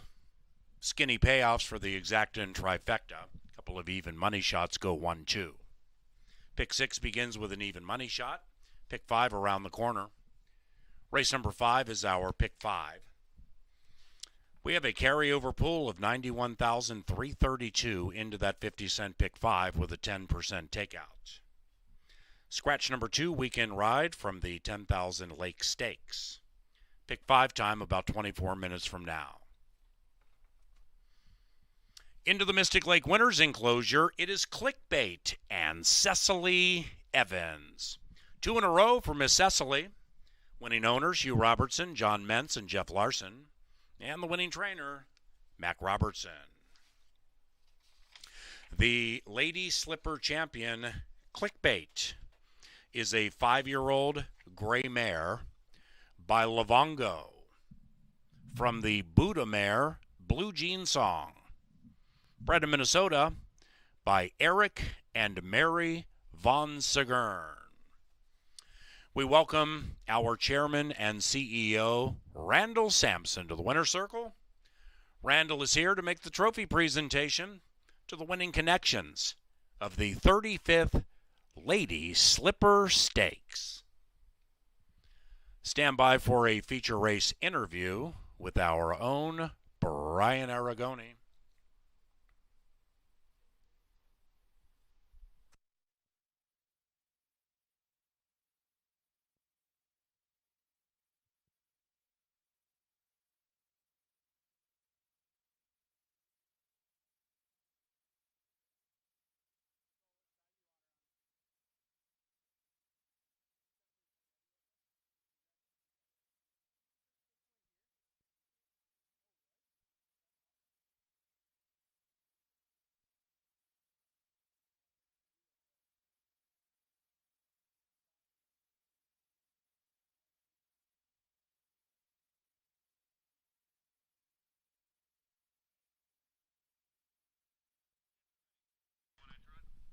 And to the winner's circle with the hottest rider at the track tonight, it's Brian Aragoni. Back-to-back scores for Cecily Evans as she gets a win on the turf. Now her first ever stakes victory. What are the emotions right now? You know, I'm just really happy for the filly. I've always liked her. She travels great, and she deserved it. Yeah, you've been awfully familiar. You actually rode this filly in her debut to a victory in the maiden special weight ranks, now a stakes victory today. We did have a late scratch, which looked to change the pace. Looked like you noticed that the other horse broke a little bit slower, sit a little bit closer. How did the trip play out? You know, honestly, I thought there would be a lot of horses dueling in front of me, but they didn't. She wanted to go. I didn't want to fight with her, and she ran her race, and she did great, so I can't complain about that. Cecily Evans, back-to-back victories as she gets her first ever stakes victory with Clickbait in the Lady Slipper. We've got the 10,000 Lakes coming up with the 50-cent pick 5 coming up next.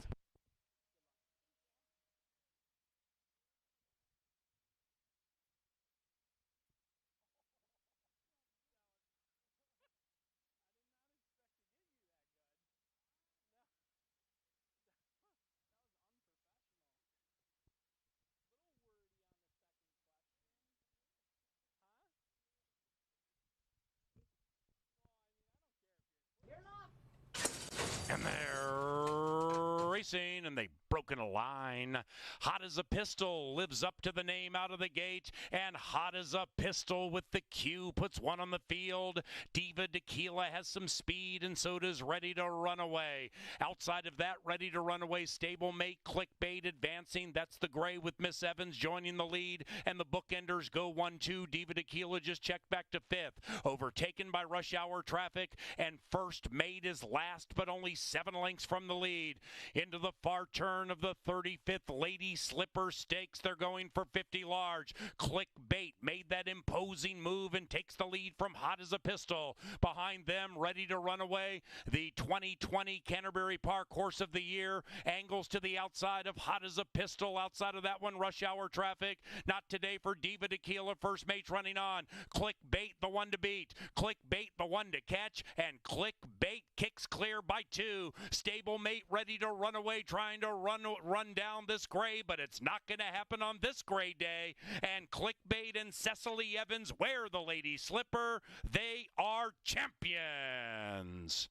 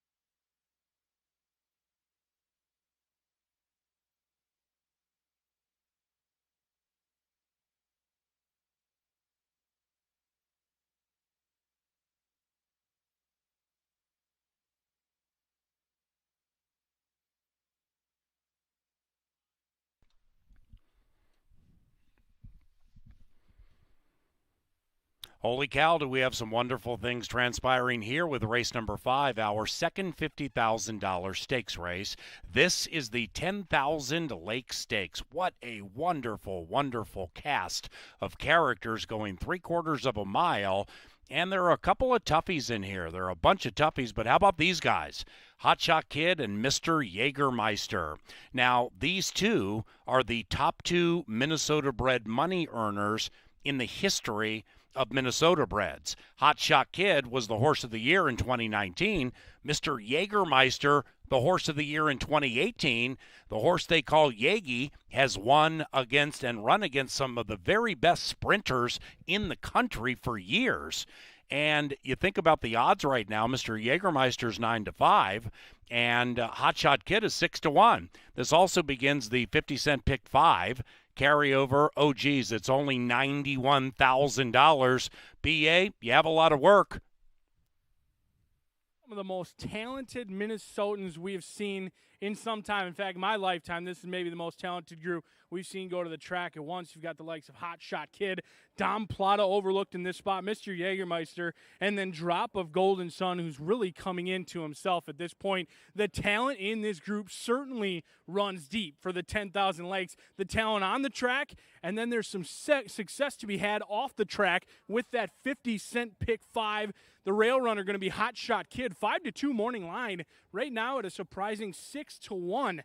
I'm not worried about that last race down at Oaklawn Park. If you take a look back, pretty much ran the exact same style last year at Oaklawn Park, threw in a clunker, ran 10th, beaten by 15, then came back to win this race. We'll see if Alex Conchari can go back-to-back with Hotshot Kid at 6-1. The 2 is Scratch, the 3 is Dom Plata. This 5-year-old by Cross Traffic absolutely loves to win. 8 for 18. The earnings already over $275,000. Won the prep race down at Will Rogers. Looks for back-to-back victories in here. Juarez gets the call, a juicy 6-1 on Dom Plata. The 4 is Fireman Oscar. Peter Madsen is simply on fire at this point. We'll see if the Hall of Fame trainer and Peter Madsen can get a win for Fireman Oscar. I'm sure they were hoping for more rain, but Fireman Oscar does not care. He does it on a wet track or a fast track, 4-1 on the good-looking Fireman Oscar. The 5 is Drop of Golden Sun. I figured the money would come in. When I'm walking around the track, everyone happens to like Drop of Golden Sun, myself included. 8-1, no more. Currently on the board at 5-2. Lindy Wade gets the call for Tony Ringstorff. Turn the tables on both Dom Plata and Hotshot Kid last year. I know Tony Ringstorff is hoping for as much success in 2021 as they had in 2020. We'll see if they can do it again. Mr. Jägermeister on the toes, on the muscle, wins the beauty contest. Yes, Mr. Jägermeister looks unbelievably well meant down here in the walking ring. We'll see if he can bounce back off a few bad races down at Oaklawn Park. And the 7 is Cinco Star, John Mentz, Mac Robertson. They just got a win with Clickbait. We'll see if those Silks can get another win in here with Cinco Star. And all the way on the outside, it's the Fields Long Shot Happy Hour Cowboy. The owner, Bob Lindgren, knows how to win a stake race or two. We'll see if they can get it done at a big price. 26-1 on the board. It's the 10,000 Lakes, and it kicks off the 10% takeout pick 5, already well over $200,000 in the pool, and you can't win it if you're not in it.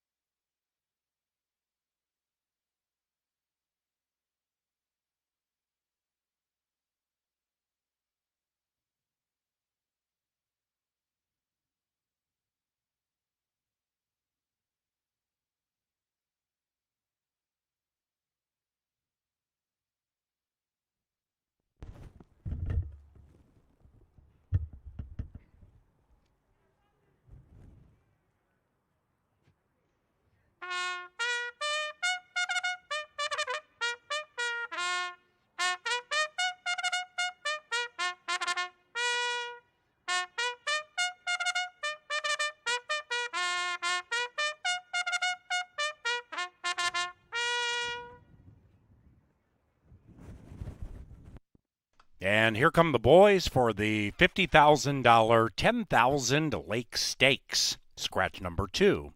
Number 1 is Hot Shot Kid, the back-to-back winner of this race. Alex Conchari in the irons for Warren Bush and trainer Mac Robertson.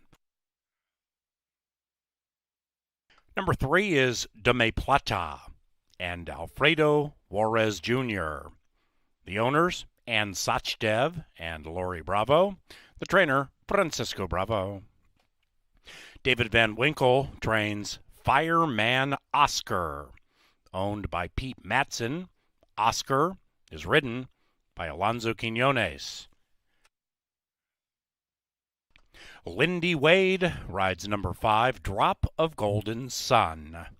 This one is owned by Rengstorff Racing and trained by Tony Rengstorff. Number 6 won this race in 2018. Same year he was Horse of the Year. He is Mr. Jägermeister, owned by Kristen Boyce, Leslie Cummings, and Valerie Lund. Valerie trains Ruben Fuentes as the call. Ty Kennedy rides number 7, Cinco Star. John Mentz owns. Mac Robertson trains. And Bob Lindgren owns Happy Hour Cowboy. Trained by Burnell Roan, the rider Leslie Mowing. That's the cast for the 10,000 Lake Stakes, beginning hour pick 5. 50-cent wager, 10% takeout, carryover 91,332.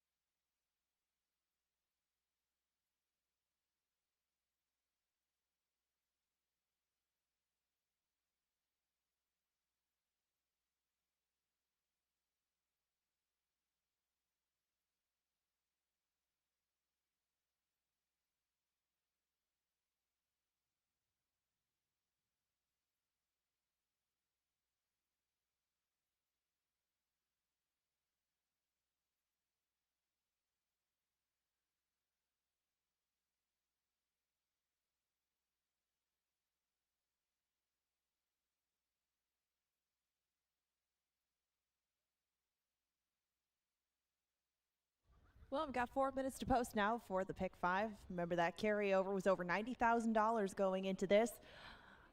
I know the BA's got a big ticket set up for you, and I'm sure that he has opinions in this race. It looks like 3-1 is on the price on his top pick, Drop of Golden Sun right now. We started the pick 6 with the favorite, but it all depends how you feel about Mr. Jägermeister in the spot. He probably will go down from that 2-1, I would guess, Brian. But what do you think for the pick 5 coming up?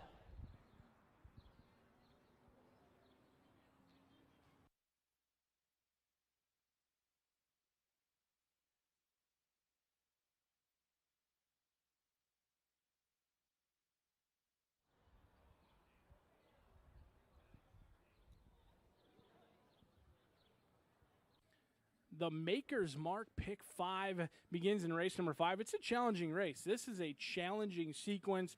It's not easy. As we saw last night, it can be very challenging to hit. No one was able to connect the dots with over a $90,000 carryover into this 10% takeout pick 5.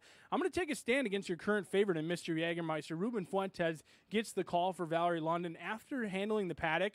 I'm a little bit concerned that my ticket is void of Mr. Jägermeister. Not only is he one of the best Minnesota breds we've ever seen, not just recently, but ever, he looked unbelievably good in the paddock. I loved what I saw on the toes, on the muscle, the image of class for Mr. Jägermeister, but I'm going to take a stand. 1, 3, 4, 5, and 7 for me to kick off this first leg of the pick 5. In race number 6, we're just going to go 6 and 7 in this spot. 6 and 7 in here. The first time starter for Alex Kinchari, Mac Robertson, and Novogratz Racing Stable, along with Drama Chorus. Drama Chorus going to be a single on many tickets. I'm going to see if I can't get Alex Kinchari home a winner with the first time starter in Novogratz Racing. Race number 7. This is a challenging race. I had a decision to either go as deep as I absolutely could or single. This is going to be a brave single north of Eden for Ruben Fuentes and the Thumbs Up Gang. I was talking to goaltender Alex Stalock earlier today. He loves this horse as well. North of Eden and the Thumbs Up Gang, Miguel Silva trying to get home a winner at 6-1 certainly will be a separator because we have to go deep in race number 8. Race number 8 is going to be a difference maker in this sequence right now with the state-bred fillies going 5.5 furlongs. Many of them haven't run since a long layoff. Most of them haven't been seen since last year. Those who do have a prep race didn't necessarily run all that well. It's a ton of unknowns in race number 8. 1, 4, 6, 8, 9, and 10. This is a race that is key for me in the Maker's Mark Pick 5 to try and get home a long shot in race number 8, because in race number 9, we're going to see if we can't get a little bit formful to finish it off. Tuco Bay, 5-2. The Minnesotan has done little wrong in his career. He's class, and he certainly got back class. The only problem with your morning line favorite in Tuco Bay is the post, but he also hasn't won in 2 years. 0 for 12 in that time. Ty Kennedy teaming up with Tony Ringstorff. Tuco can fire well fresh, though. He did lose to Unleash the Beast last year in the debut. Ran second, but ran very well. I'm going to try Minnesota Miracle on top in this one, 12-1. Quincy Hamilton is a big reason why we even have a carryover. They won at 40-1 on the turf course. Minnesota Miracle going to be overlooked in this spot, 12-1. We'll see if they can't get a double-digit price on a horse who loves to win. 5 for 14 with Minnesota Miracle. And then the first off the claim for Mac Robertson. He has had success in the past. He wins at 30% first off the claim the last 5 years. The sample size isn't great, but he doesn't dive into the claim box very often, so he certainly got my attention when he does. 1, 2, and 7 to round out this pick 5, a record-setting carryover here at Canterbury Park as the horses approach the gate for the 10,000 Lakes PA. Take it away.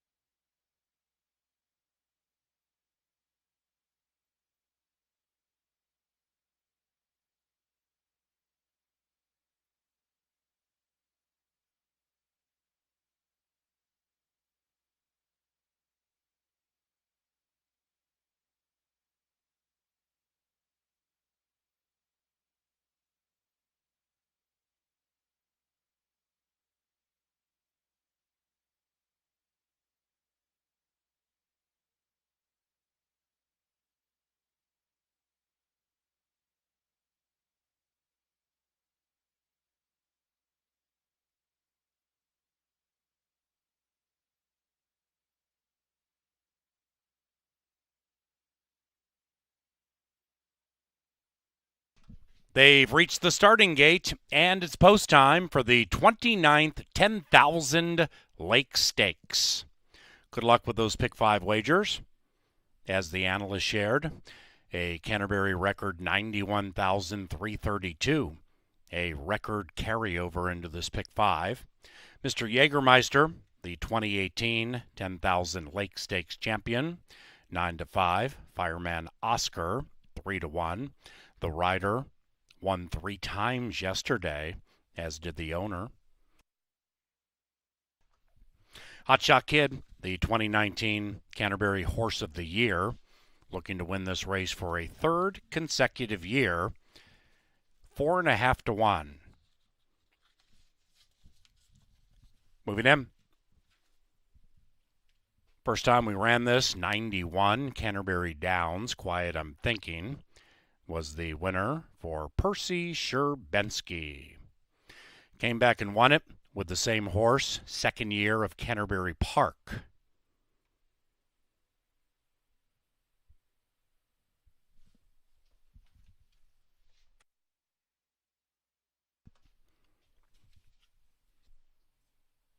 Mr. Jägermeister, 8-5.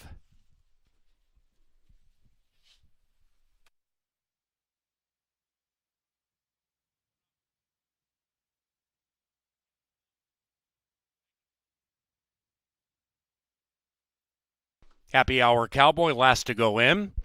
The Pick 5 pool just shy of $500,000. Good luck. It begins with the 10,000 Lake Stakes.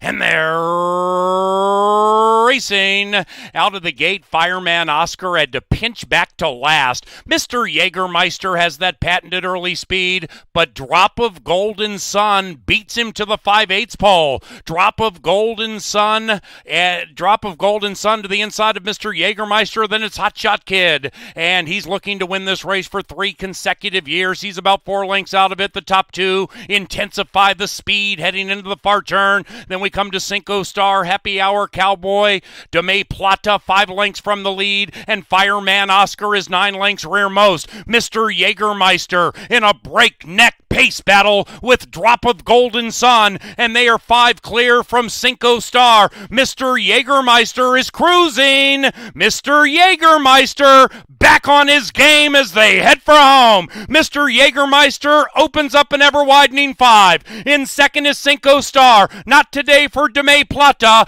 and Mr. Jägermeister is gone. He's the 10,000 Lakes Stakes champion, and he won it with style points.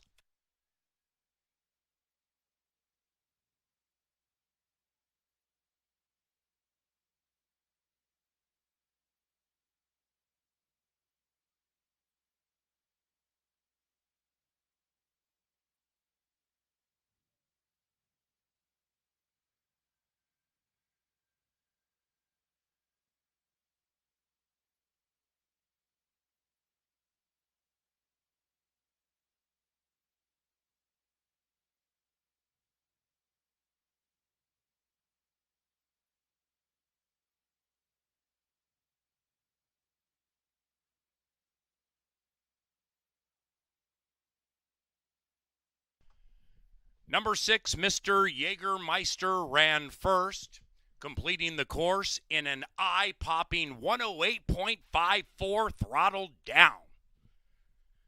Just missed the track record set by Only in Your Imagination in 2005, 108.04. So a 6-5 favorite wins leg 1 of the Pick 5. Ladies and gentlemen, on and off track, the Canterbury Park Pick 5 pool is the biggest in the history of this racetrack. 653,000 is the amount for which you're playing. 653,000 in the Pick 5 pool. 6574. Hold them all.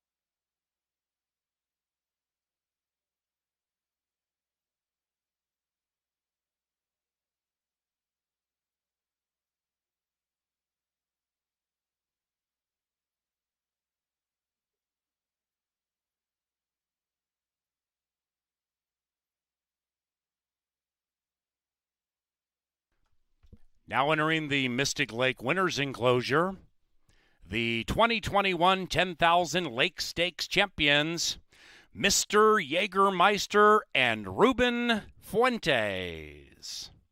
Mr. Jägermeister is owned by Kristen Boyce, Leslie Cummings, and Valerie Lund. Valerie Lund is the winning trainer. This is the second 10,000 Lakes Championship for Mr. Jägermeister. The Minbred is a 6-year-old bay son of Attaboy Roy out of Frangelica.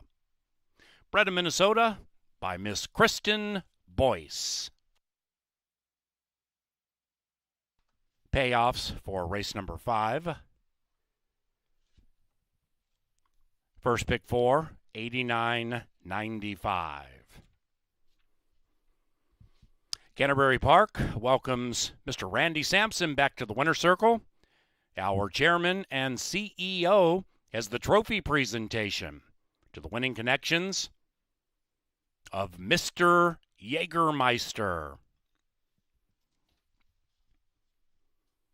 Ladies and gentlemen, don't forget you can watch all of our races nightly in high definition via YouTube. Visit YouTube/Canterbury Park. That's our racing live in high definition, YouTube/Canterbury Park. We thank Pepsi for 2021 sponsorship. Pepsi is the official soft drink provider of Canterbury Park.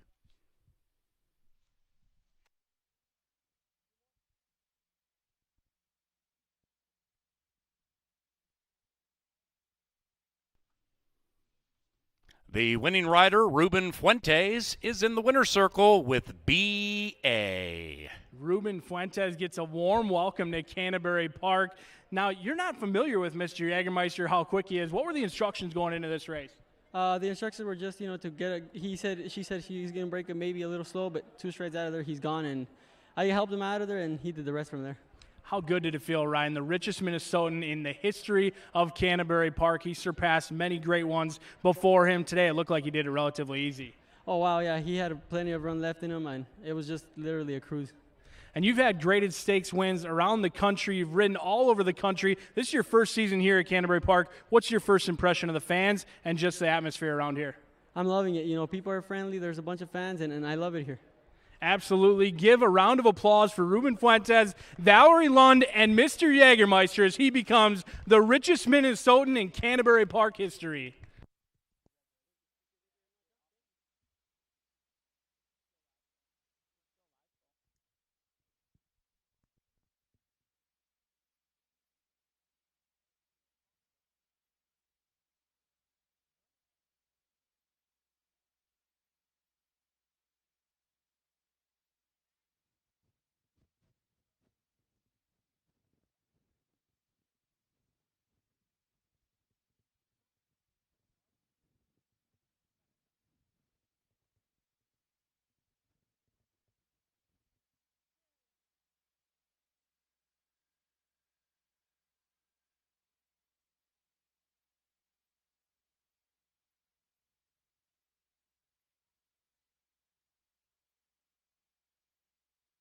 Million. Good luck. It begins with the 10,000 Lake Stakes. And they're racing out of the gate. Fireman Oscar had to pinch back to last. Mr. Jägermeister has that patented early speed, but Drop of Golden Sun beats him to the 5/8 pole. Drop of Golden Sun to the inside of Mr. Jägermeister. Then it's Hot Shot Kid, and he's looking to win this race for 3 consecutive years. He's about 4 lengths out of it. The top 2 intensify the speed heading into the far turn. Then we come to Cinco Star, Happy Hour Cowboy, Deme Plata 5 lengths from the lead, and Fireman Oscar is 9 lengths rearmost. Mr. Jägermeister in a breakneck pace battle with Drop of Golden Sun, and they are 5 clear from Cinco Star. Mr. Jägermeister is cruising. Mr. Jägermeister back on his game as they head for home. Mr. Jägermeister opens up an ever-widening 5. In second is Cinco Star. Not today for Deme Plata, and Mr. Jägermeister is gone. He's the 10,000 Lakes Stakes champion, and he won it with style points.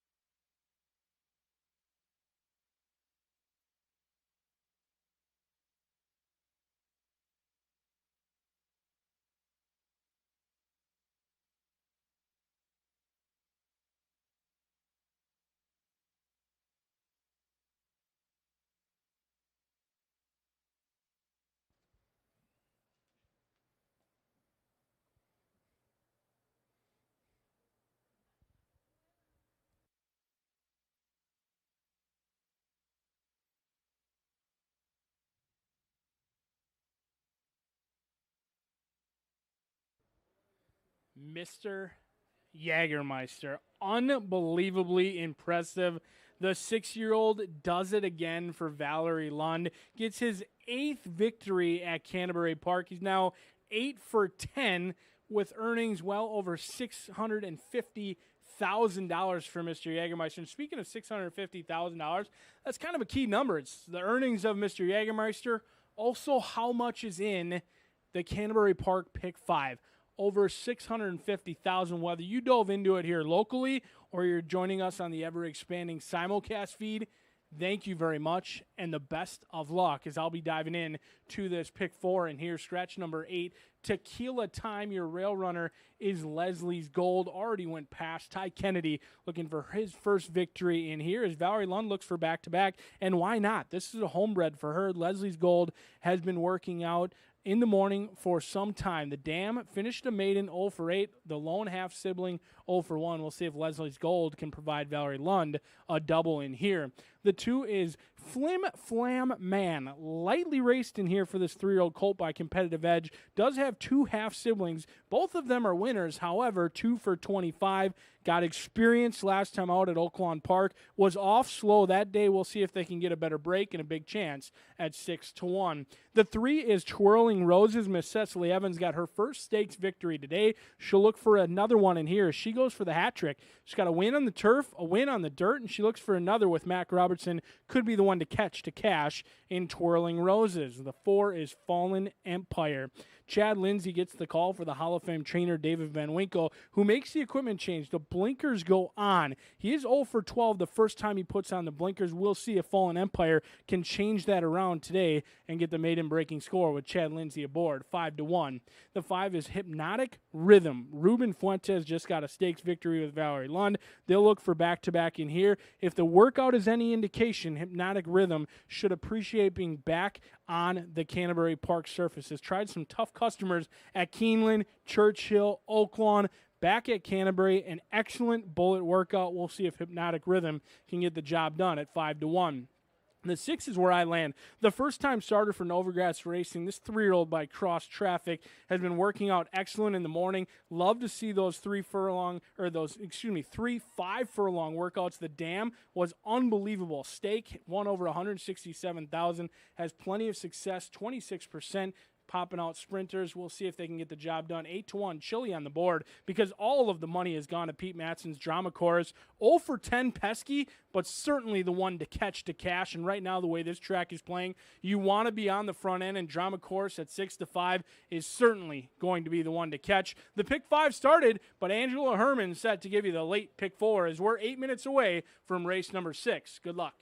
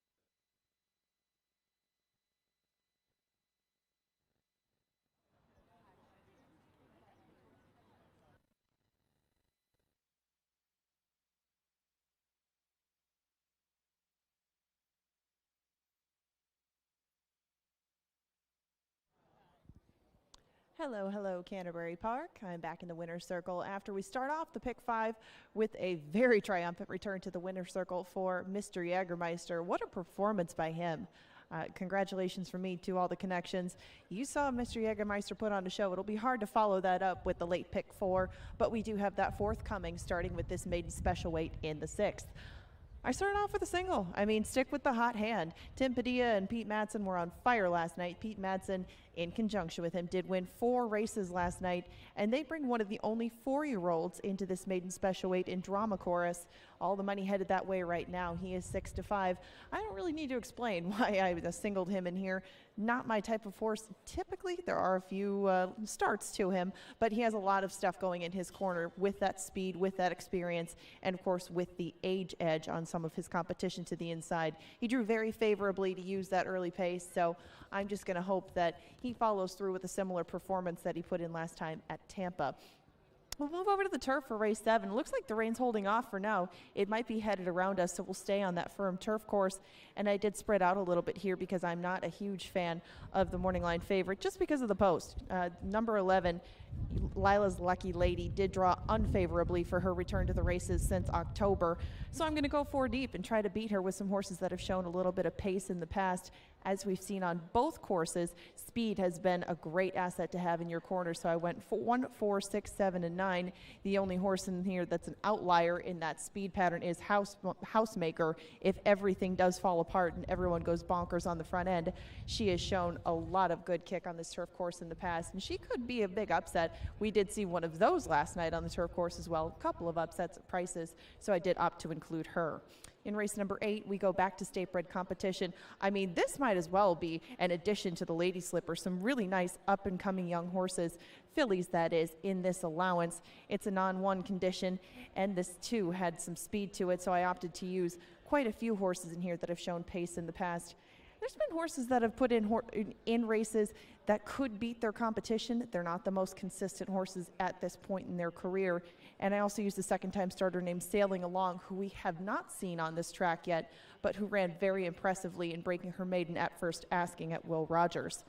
When we move on to the last, we'll go back to 2 turns. We go back to the main track again, and in the final race of the night, we have optional claimers for a $12,000 tag.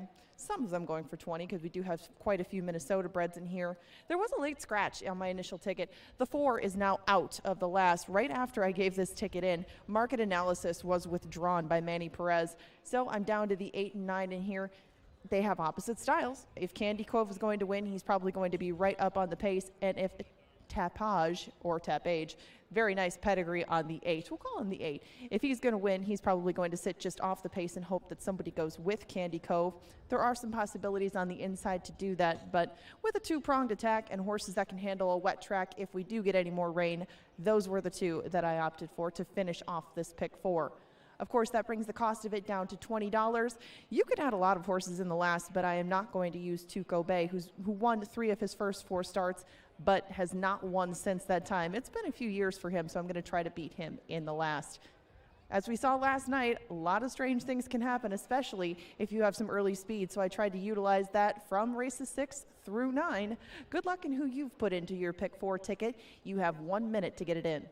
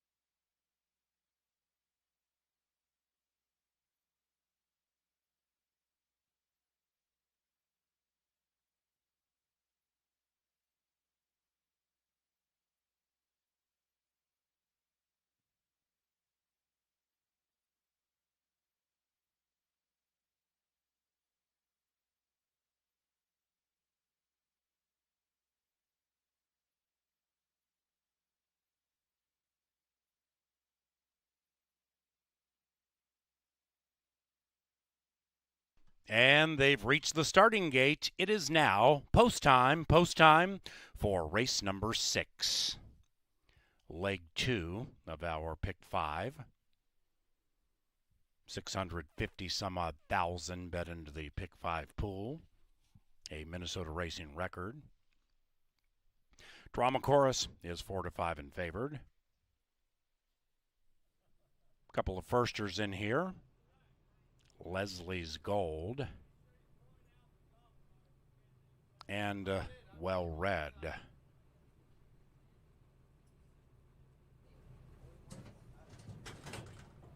Moving in.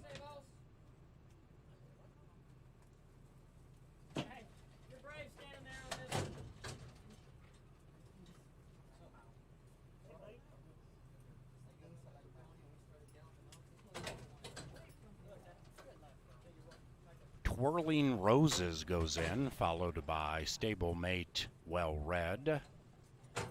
Drama Chorus 4-5. Here he is.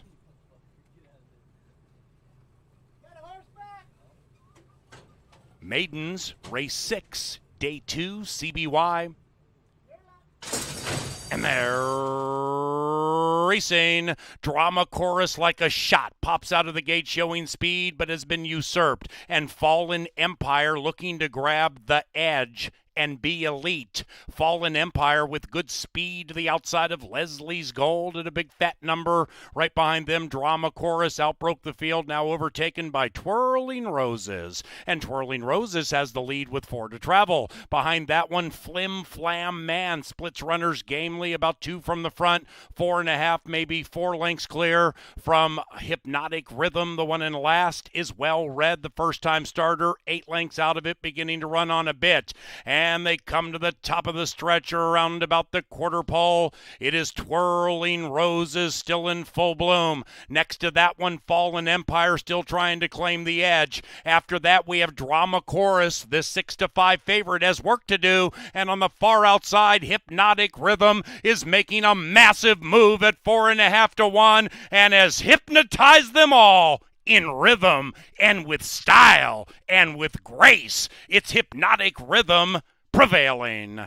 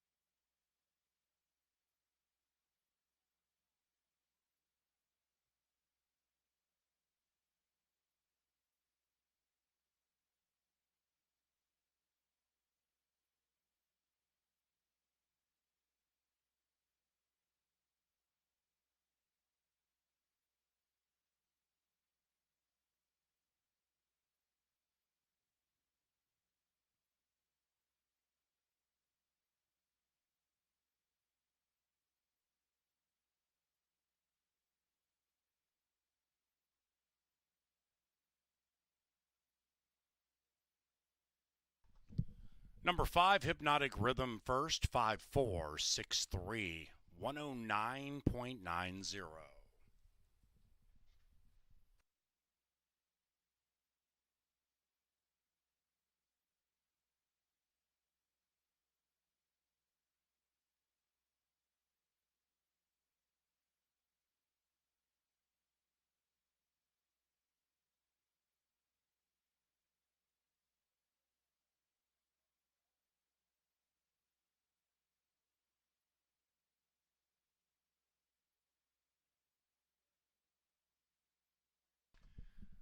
Race number 6 with those maidens official. Trifecta paid nearly $150. 10-cent superfecta $104.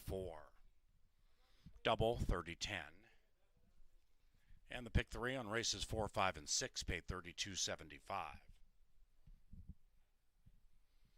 Exacta $48.60 into the winner's enclosure. Hypnotic Rhythm and Ruben Fuentes.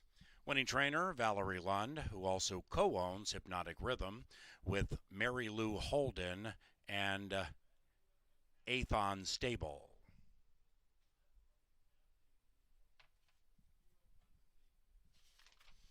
Seventh at Canterbury Park is our final turf race today.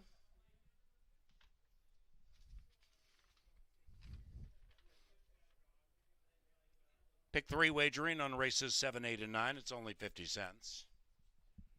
Turf time, 22 minutes from now.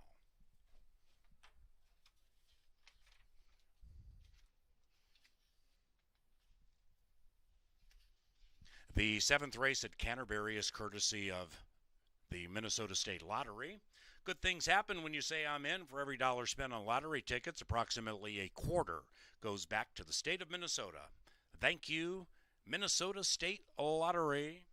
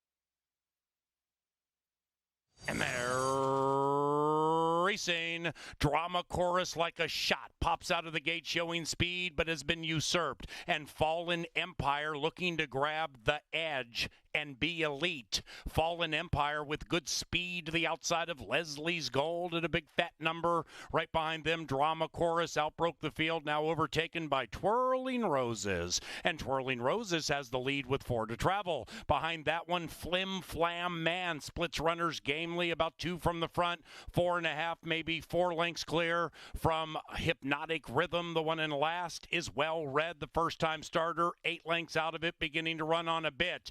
And they come to the top of the stretch around about the quarter pole. It is Twirling Roses still in full bloom. Next to that one, Fallen Empire still trying to claim the edge. After that, we have Drama Chorus. This 6-5 favorite has work to do. And on the far outside, Hypnotic Rhythm is making a massive move at 4.5 to 1 and has hypnotized them all. In rhythm and with style and with grace. It's Hypnotic Rhythm prevailing.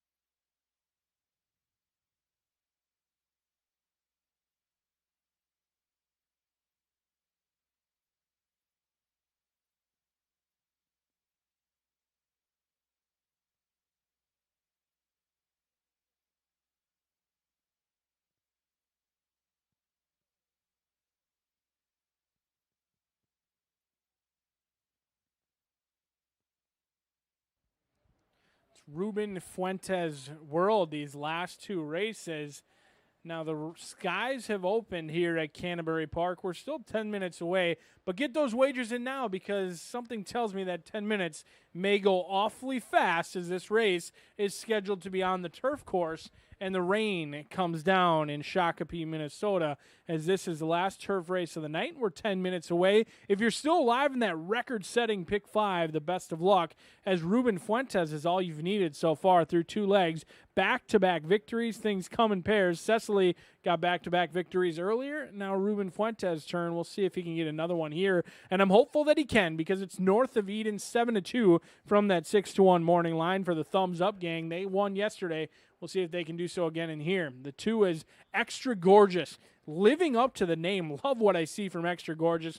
We're only 2 through 11 horses in here, but I like what I see from the 2, showing good energy in the walking ring. 5-1, certainly in with a big shot in here. And speaking of big shots, double beasting. Alonzo Quinones, Tony Ringstorff, the Minnesotan taking on Open Company, but she's had success with this in the past. We'll see if Q can get another win in here, 4-1. The 4 is Friendly and Kind. I was talking to Kevin Gorg earlier today. He thinks his horse deserves a look with Eddie Martin Jr., Larry Donlin. A big upset chance, in his opinion, at a big price. The 5 is Sirietta, 21-1. Enrique gets the call for Carlos Moreno. 10 wins from 51 starts. The problem is, hasn't won since at least 2019 and has yet to hit the board in 2 starts on the Canterbury turf. The 6 is taking all of the action right now. Give it some Willie. Fuentes gets the call in here for Dick Capalucci. 3 for 9 against easier competition. I know this is $7,500 claiming ranks. However, this one now out of the non-winners of 3 into Open Company. Others of these have many, many more wins. It's a jump in class, but the bettors don't seem to care at this point. 5-2 on the board. The 7 is the Great Britain bred Housemaker, Leslie Mowing. Almost got a win 2 back at 62-1. They almost blew up the tote board down in Arizona. They look to do so again in here. Double-digit odds, 13-1 on the Great Britain bred Housemaker. The 8 is Distinct Approval. I thought this one deserved a long shot look. Mike Bollinger can pop, and when he does, they usually win at a big price. This one has been in consistent form down at Fauner. Didn't get the win down there, but did have 3 second-place finishes. Keep your eye on Distinct Approval. Certainly a horse I would be looking to use underneath. The 9 is Yankee Pride. No stranger to Canterbury Park. It's been some time since this 7-year-old mare has been here, but a big warm welcome back to Patrick Fields and Yankee Pride as she looks for her 3rd win in 10 starts on the Canterbury Park turf. The 10 is Coco Loco Mama. Luis Negron got his first win here locally last night in the nightcap. He'll look to do so again here at 40-1. And all the way on the outside, an ice-cold Lila's Lucky Lady. 5-2 morning line. I can't believe my eyes. She is right now on the board at 8-1, but she does have a tricky post. Juarez going to have to work out a trip from that outside post, but a big overlay at this point for Lila's Lucky Lady. Maybe the best betting race of the night. A field of 11. We've got stakes action over with. Now the betting action begins in the late pick 3 in here. We're 7 minutes away from race number 7. The light rain continues, but we're still fast and firm on that turf course. Good luck.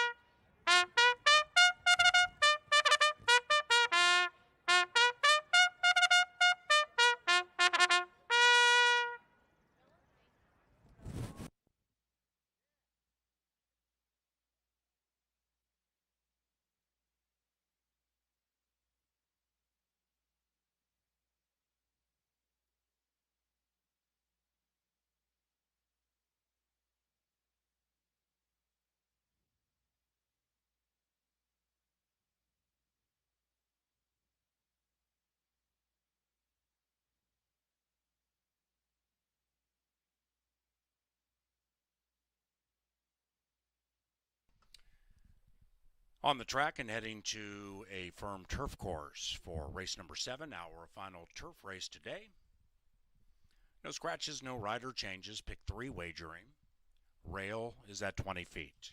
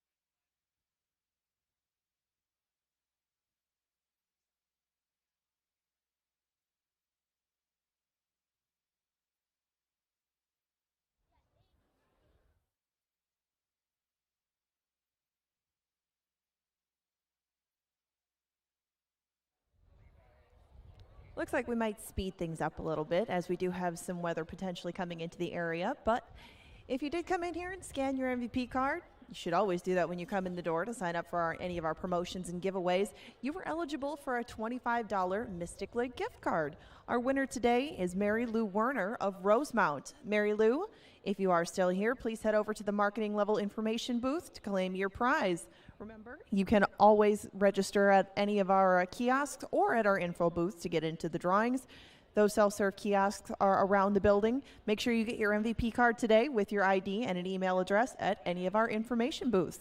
We have 1 minute to post. They're going to head onto the turf course shortly for a very evenly matched 7th race. Good luck.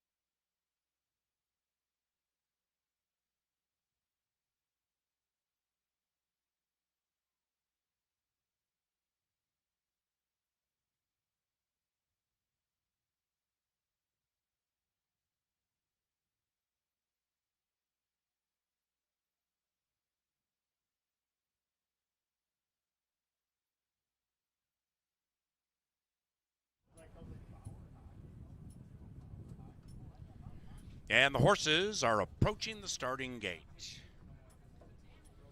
Ladies and gentlemen, we at Canterbury now offer $1 touchscreen blackjack. After the races, stop by the card casino, play that touchscreen blackjack, play 1, 2, 3 hands at a private blackjack terminal with a live dealer. Try your hand at touchscreen blackjack tonight in the Canterbury Card Casino. There at the gate, it's race time.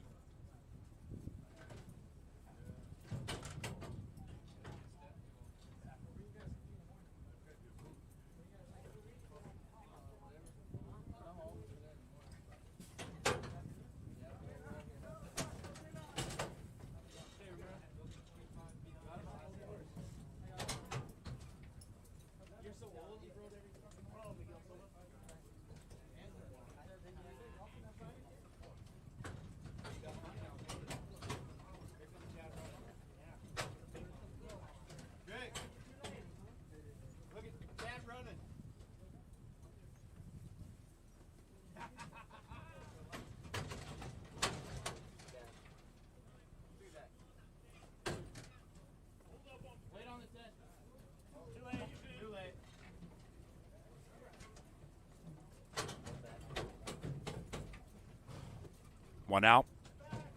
Lila's Lucky Lady at 5-1. In the gate. And the race aim.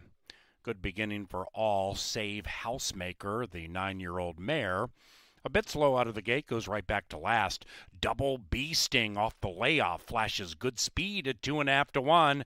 Double B Sting, this speedy Minnesotan, grabs the lead around the first turn and goes quickly, and is doing so to the inside of Distinct Approval. And 3 and 8 race out about 4 or 5 lengths clear from Extra Gorgeous. After that, Lila's Lucky Lady from that 11 spot with the rail at 20 gets down to a good spot, 5-6 from the front, and racing to the inside of Coco Loco Mama. Then we come to Sirita. This 8-year-old mare is now 9 lengths from the lead, joined by Give It Some Welly. And Give It Some Welly is about 4 clear from Friendly and Kind to the inside of North of Eden. That 8-year-old mare's 10 out of it, beginning to advance. Far, far clear from Housemaker, and the one way back in last is Yankee Pride. Off the far turn they go. They're chasing Double B Sting, and Double B Sting is proving to be faster than them all as they come to the top of the stretch. Double B Sting a length and a in second is Distinct Approval. Right behind them is Give It Some Welly, and that one now has the light of day, but Double B Sting means business, cutting clear by 2.5. Give It Some Welly attempting to cut into the margin. Then we come to North of Eden, charging on the outside, but it's too late. Double B Sting has taken them wire to wire. 3, 6, and 11 in race 7.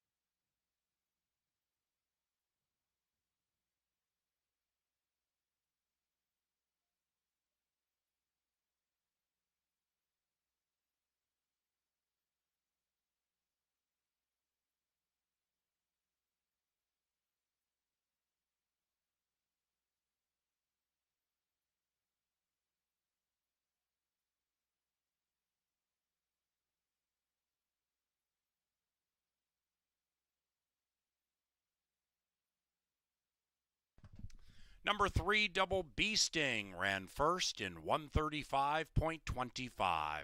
Second, 6, Give It Some Welly, photo for the show. And we also had a $7,500 claim in race 7.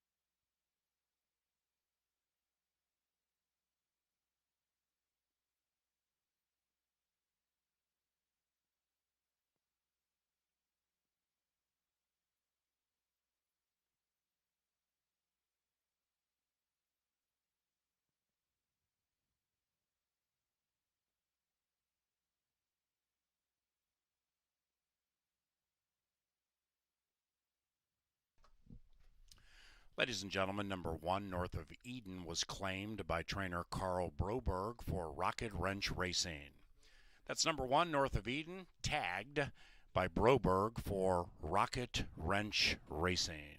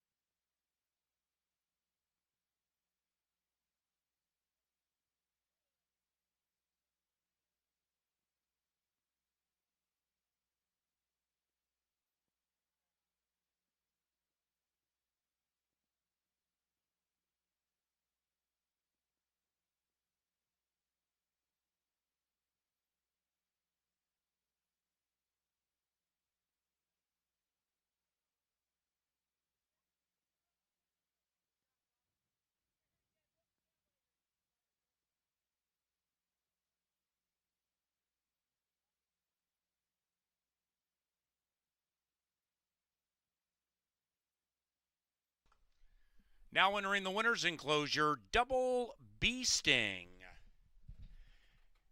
and Alonzo Quinones. Double Bee Sting is owned by Next Gen Racing and the winning trainer, Tony Rengstorff. Double Bee Sting is a 7-year-old brown mare by Stay Thirsty out of It's a Double G Thing. Bred in Minnesota by the late and great Kurt Sampson.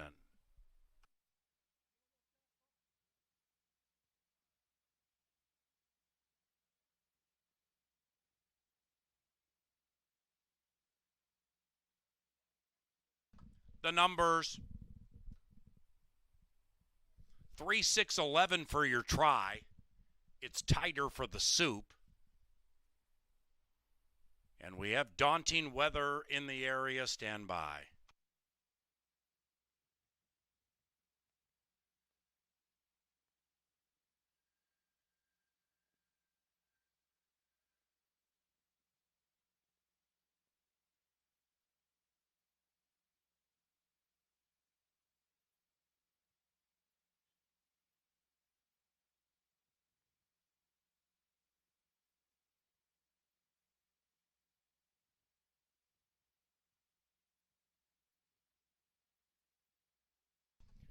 Dead heat for fourth between numbers 1 and 4.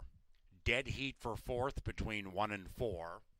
The superfectas will be 3, 6, 11, 1 and 3, 6, 11, 4.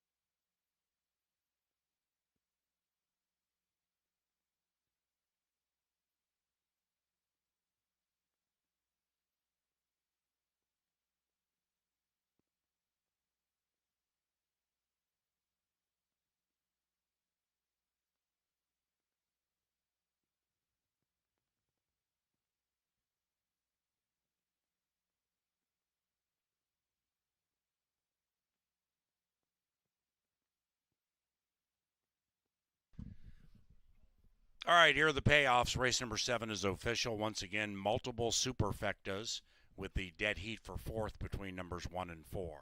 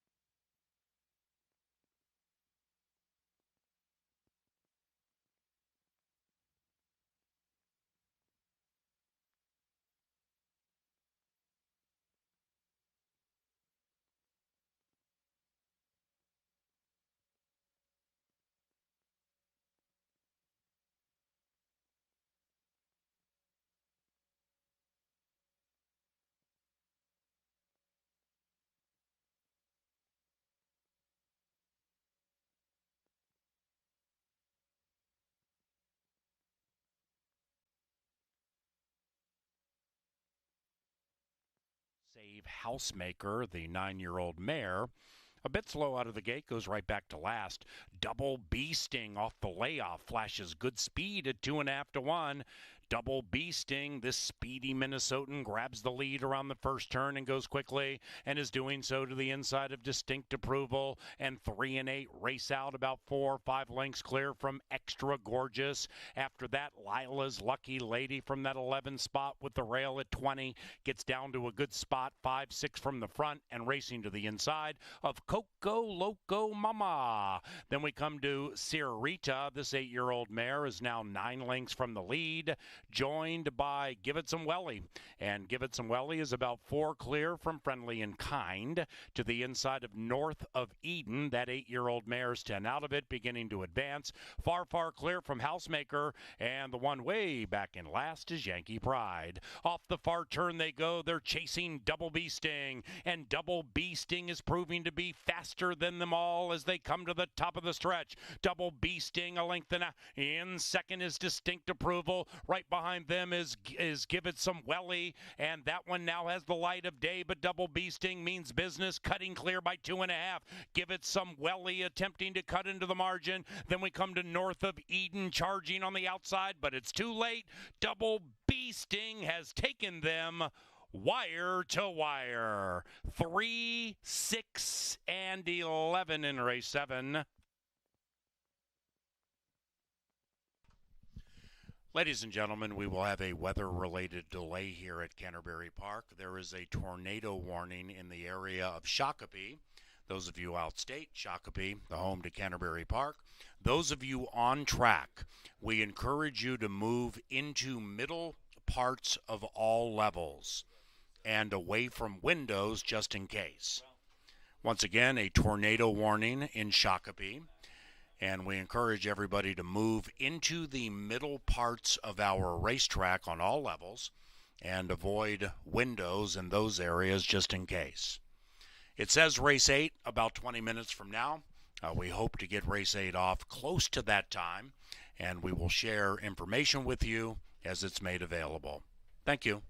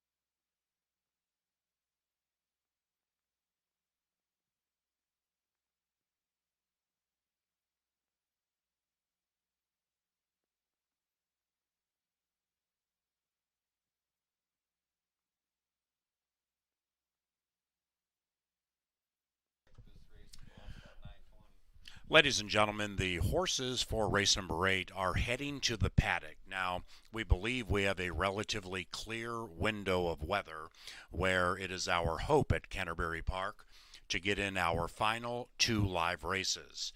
We're thinking race number 8 should take off in the neighborhood of 9:20. So that's about 11, 12 minutes from now. Once again, the horses for race 8 heading to the paddock. And we are hoping to catch a brief window of clear weather to get our final 2 races in and complete the pick 3, 4, 5, and 6. Once the horses come onto the racetrack, they will be heading straight to the starting gate. So we are hoping to have race number 8 about 10 minutes from now. Thank you very much for your patience. And the main track is listed as sloppy.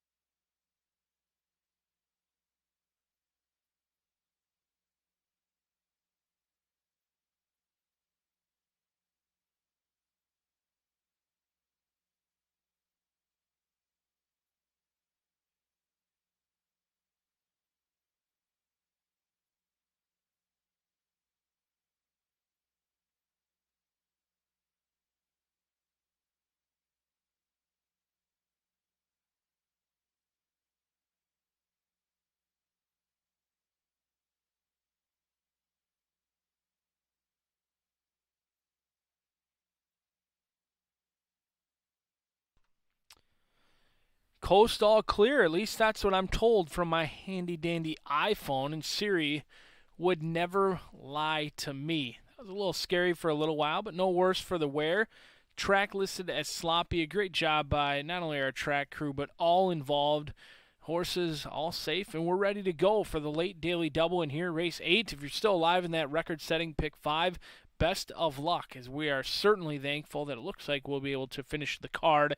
Track listed as sloppy, so make those changes in here. A very challenging race in race number 8. And in fact, I thought this was the key to the entire sequence, and now it gets even more challenging once handicapped for a fast main track and on a sloppy track. On your screen now, Stylin' and Profilin' with Ruben Fuentes aboard and Valerie Londe. This jockey-trainer combination has been lights out so far tonight. They got a make-and-breaking score with Hypnotic Technique, along with a stakes victory with Mr. Jägermeister, now the richest Minnesotan. We'll see if Stylin' and Profiling can get win number 2 in start number 11. Binding Time is trying to upset the apple cart at 14-1. Certainly deserves a look for Tony Ringstorff. This horse has been knocking on the door for some time. In fact, 2 wins from the last 3 starts, only a head away from a 3-race win streak. And what's maybe most impressive, has done so with 2 different trainers. Hugh Robertson along with Patrick Devereaux at Delta Downs. We'll see if Tony Ringstorff can keep the success going with Binding Time. But I'm going to try Temujin Lady, a live long shot in my opinion. Here's going to be the diamond in the rough for me with Temujin Lady, Quincy Hamilton, and Joel Burnt. Has the exact same pattern as last year. The workouts look identical. Was down at Hawthorne, came to Canterbury, got a 4 furlong workout, and won the debut last year at very similar odds, 15-1 on the board right now, and last year in the debut went off at 14-1.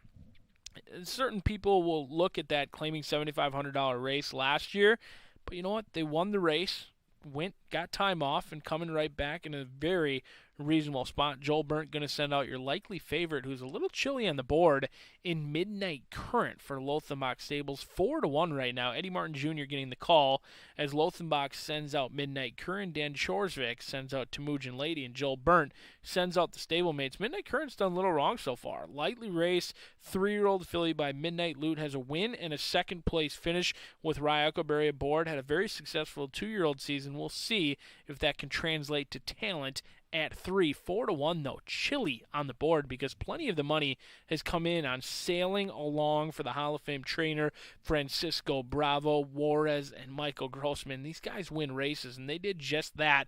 But not many people. The word was kept relatively silent with Sailing Along. It was a field of 8, debuted at 8-1. And when I watched a replay back, I mean, really made it look very easy. For a Minnesotan against Open Company, was very professional, wasn't necessarily on the lead like the running line may say, sat just off of it, and when Richard asked the button, she certainly responded. It was impressive, and the scary thing about Sailing Along, maybe even better on the turf. The breeding is certainly there to handle the turf, but they'll try and get 2 wins in a row. But it is a tough task to go against winners for the first time. 5-2 on your current favorite at Sailing Along. I'm going to try Temujin Lady on top as the diamond in the rough for me. Quincy Hamilton along with Midnight Current. And then you've also got Molly's Angel. Alonzo Quinones.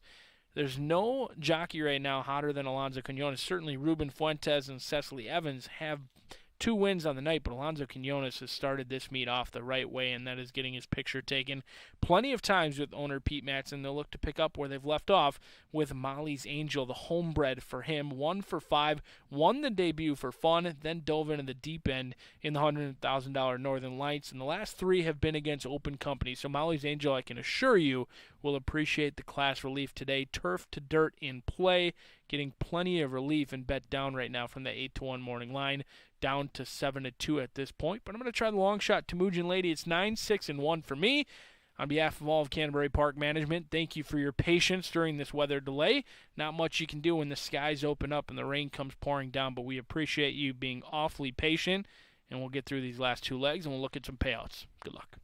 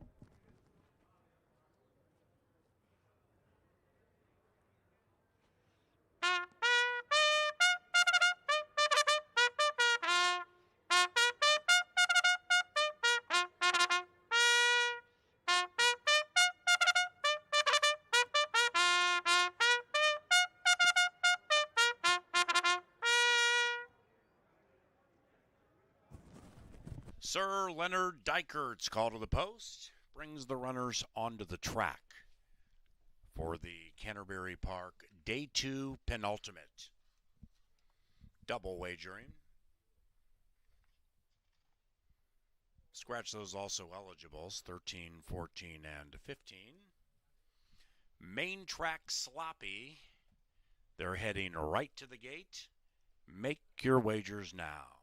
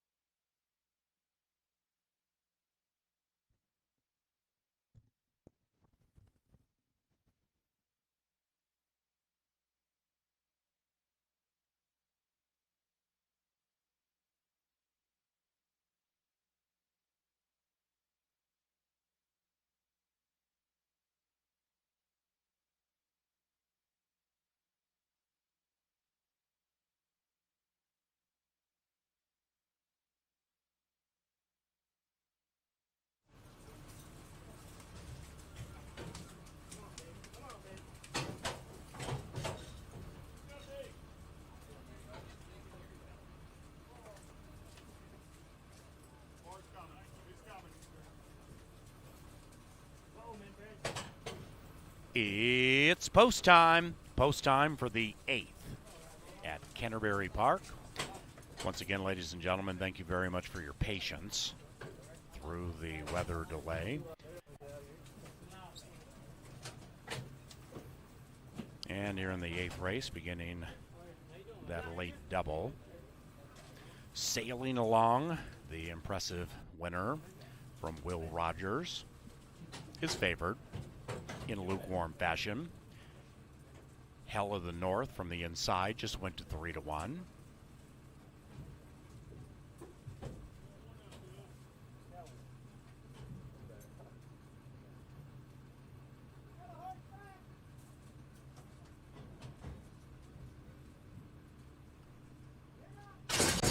And they're racing in the Senor Smiley Classic, and Ort's Dream looks to put a nightmare on the field, popping out from the wide side. Between them, Knight's Honor and Ty Kennedy showing terrific early speed. Likewise for Temujin Lady off the layoff. Then on the inside, Hell of the North with really good speed. After that, we come back to Sailing Along, looking to go 2 for 2. They're into the far turn. Behind that one is Biding Time. Binding Time is 7 lengths from the front and about 4.5 clear from Sweet as Can Be. Then we come back to Me Say So with Stylin' and Profilin', moving in stylishly, 7 lengths from the lead and running away from Midnight Current.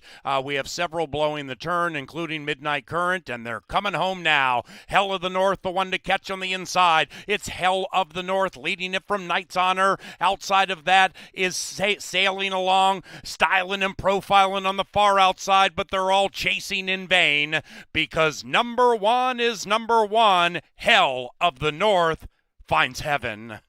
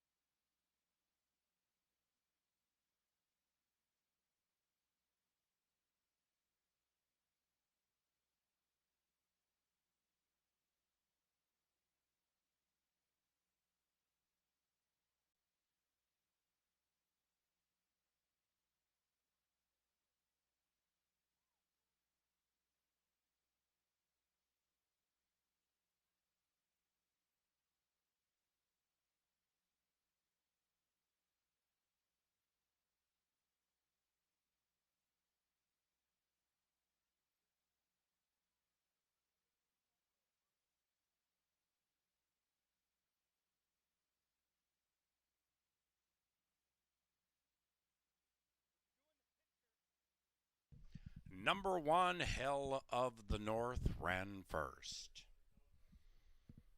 Photo for the rest. 105.19 the final time. HOF.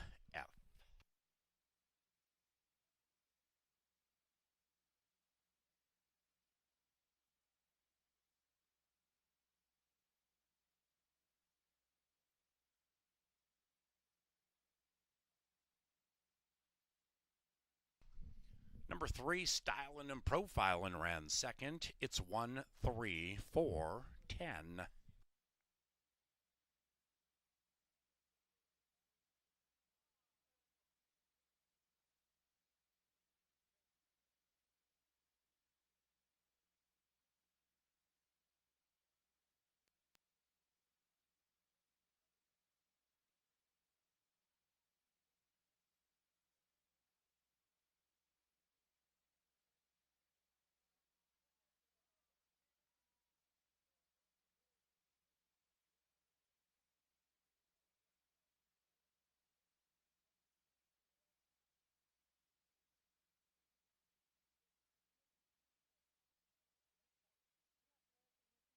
The 8th race is official.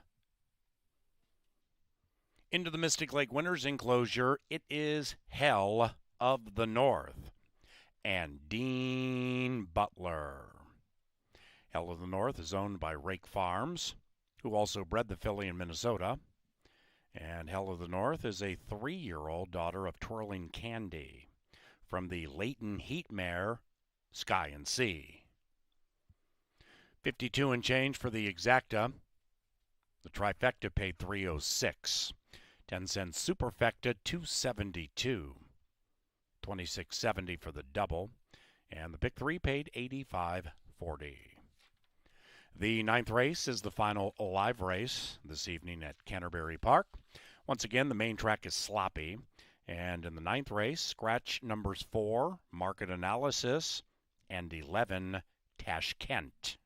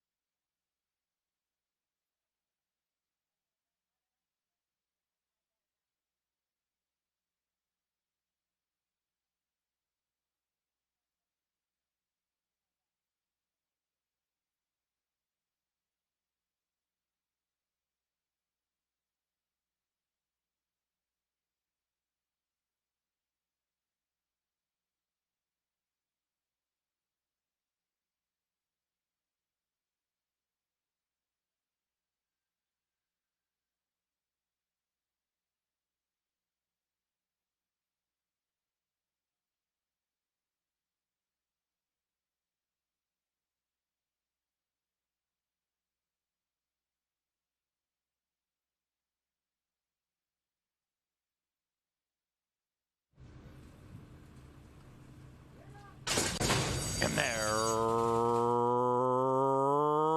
racing in the Senor Smiley Classic, and Ort's Dream looks to put a nightmare on the field, popping out from the wide side. Between them, Knight's Honor and Ty Kennedy showing terrific early speed. Likewise for Temujin Lady off the layoff. Then on the inside, Hell of the North with really good speed. After that, we come back to Sailing Along, looking to go 2 for 2. They're into the far turn. Behind that one is Biding Time. Binding Time is 7 lengths from the front, and about 4.5 clear from Sweet as Can Be. Then we come back to Me Say So with Stylin' and Profilin', moving in stylishly, 7 lengths from the lead, and running away from Midnight Current.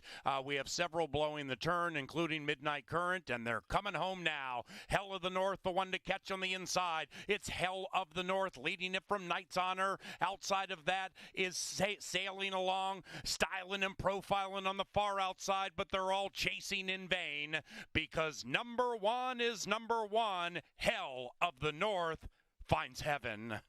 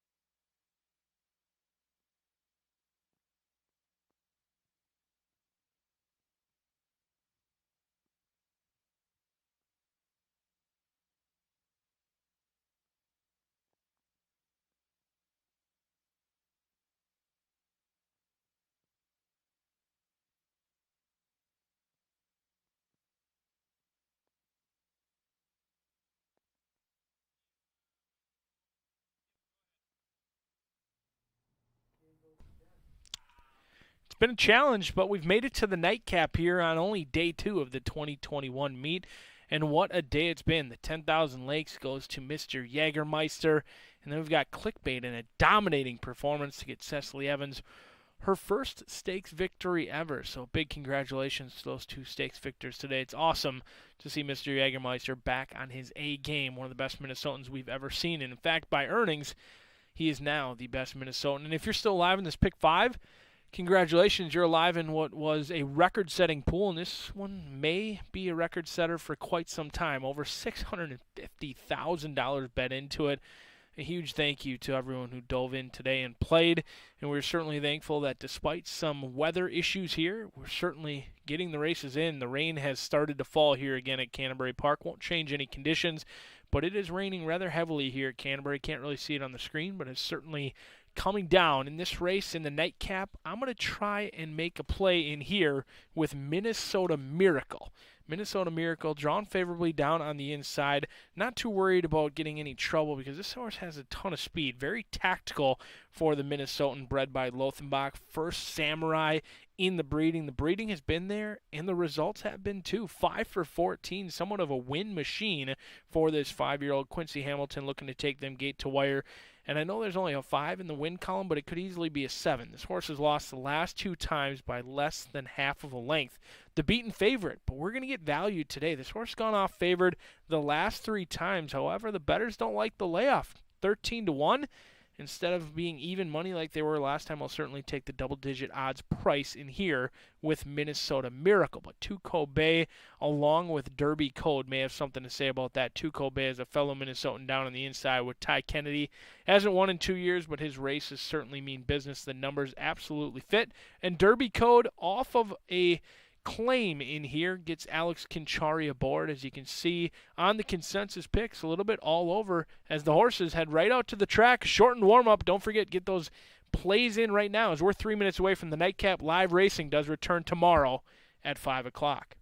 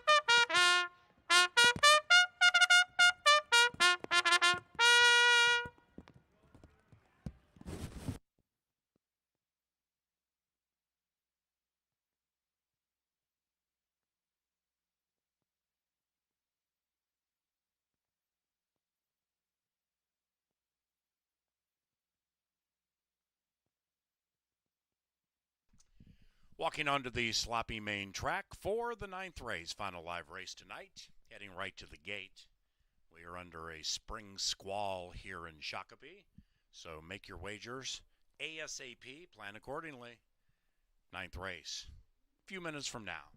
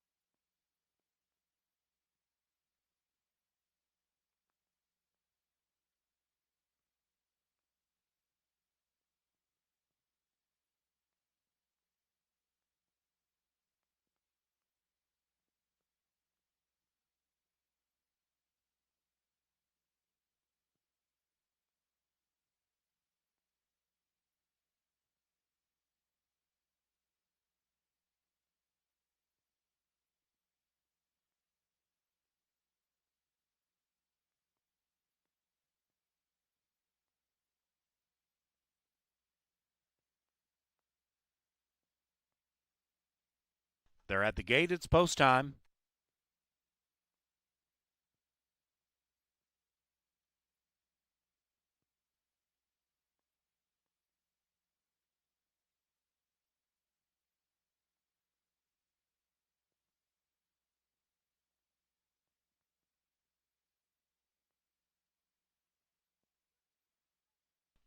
Into the gate for the last tappage is 2.5 to 1 in favored.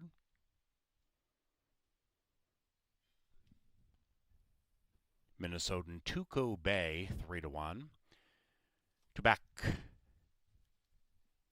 And one out. He is you split tens. Ready to close up day 2, CBY. And they're racing. Slow beginning for tappage and likewise for Saturday value. Didn't get much value out of the gate on this Wednesday. Meanwhile, Tuco Bay, rider as the patriotic colors out of the gate beautifully. 7/8 to go, and Tuco Bay locks up immediately with Minnesota Miracle. Then we come back to Candy Cove on the 3 wide side, and outside of that, you split tens.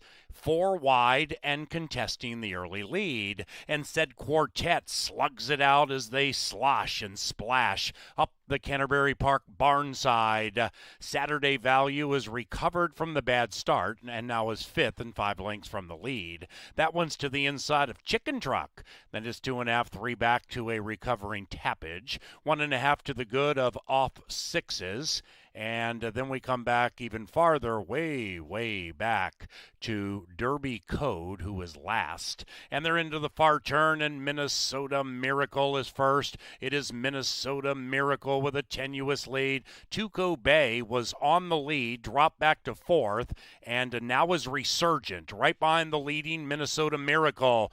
Outside is you split tens, and then we come back to tappage making a bold move on the 4 wide side, and they head for home. It is Minnesota Miracle giving up the lead to tappage, who splashes away. It is tappage. Tappage at 3 to 1 has grabbed the lead. Tuco Bay coming back gamely on the inside. Here's a late move from Derby Code. Derby Code, outhouse, penthouse, 3 to 1.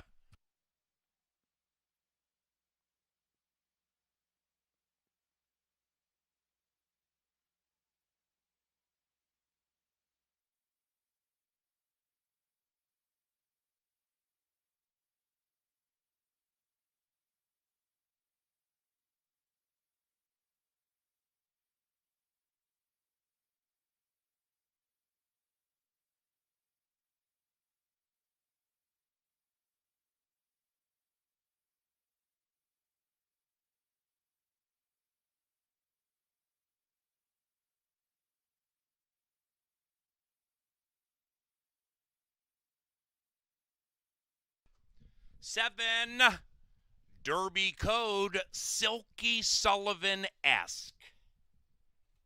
7A12.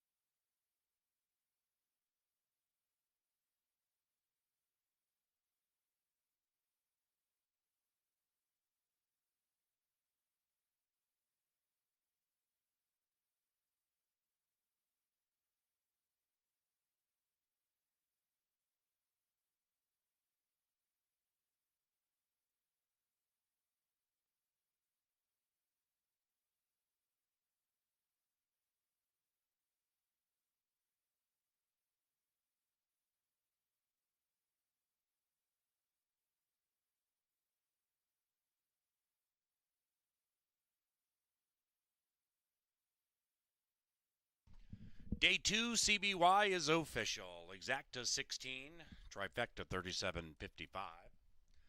Final pick 4 paid 601. Pick 3 61.25. Pick 5 tonight $2,866. 28.66 closed by Derby Code and Alex Kenchari. The winning owner, Hugh Robertson, and the winning trainer, Mac Robertson.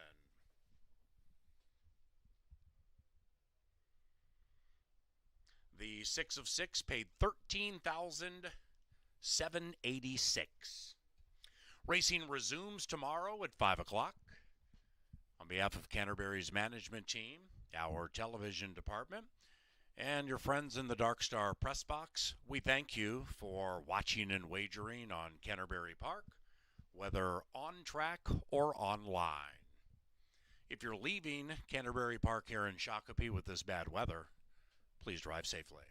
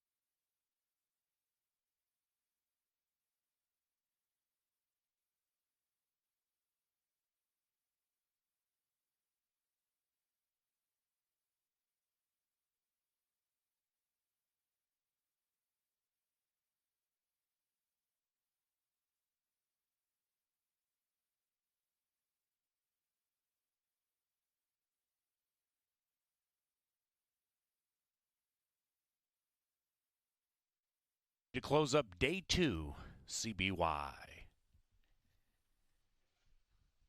And they're racing. Slow beginning for Tappage and likewise for Saturday Value.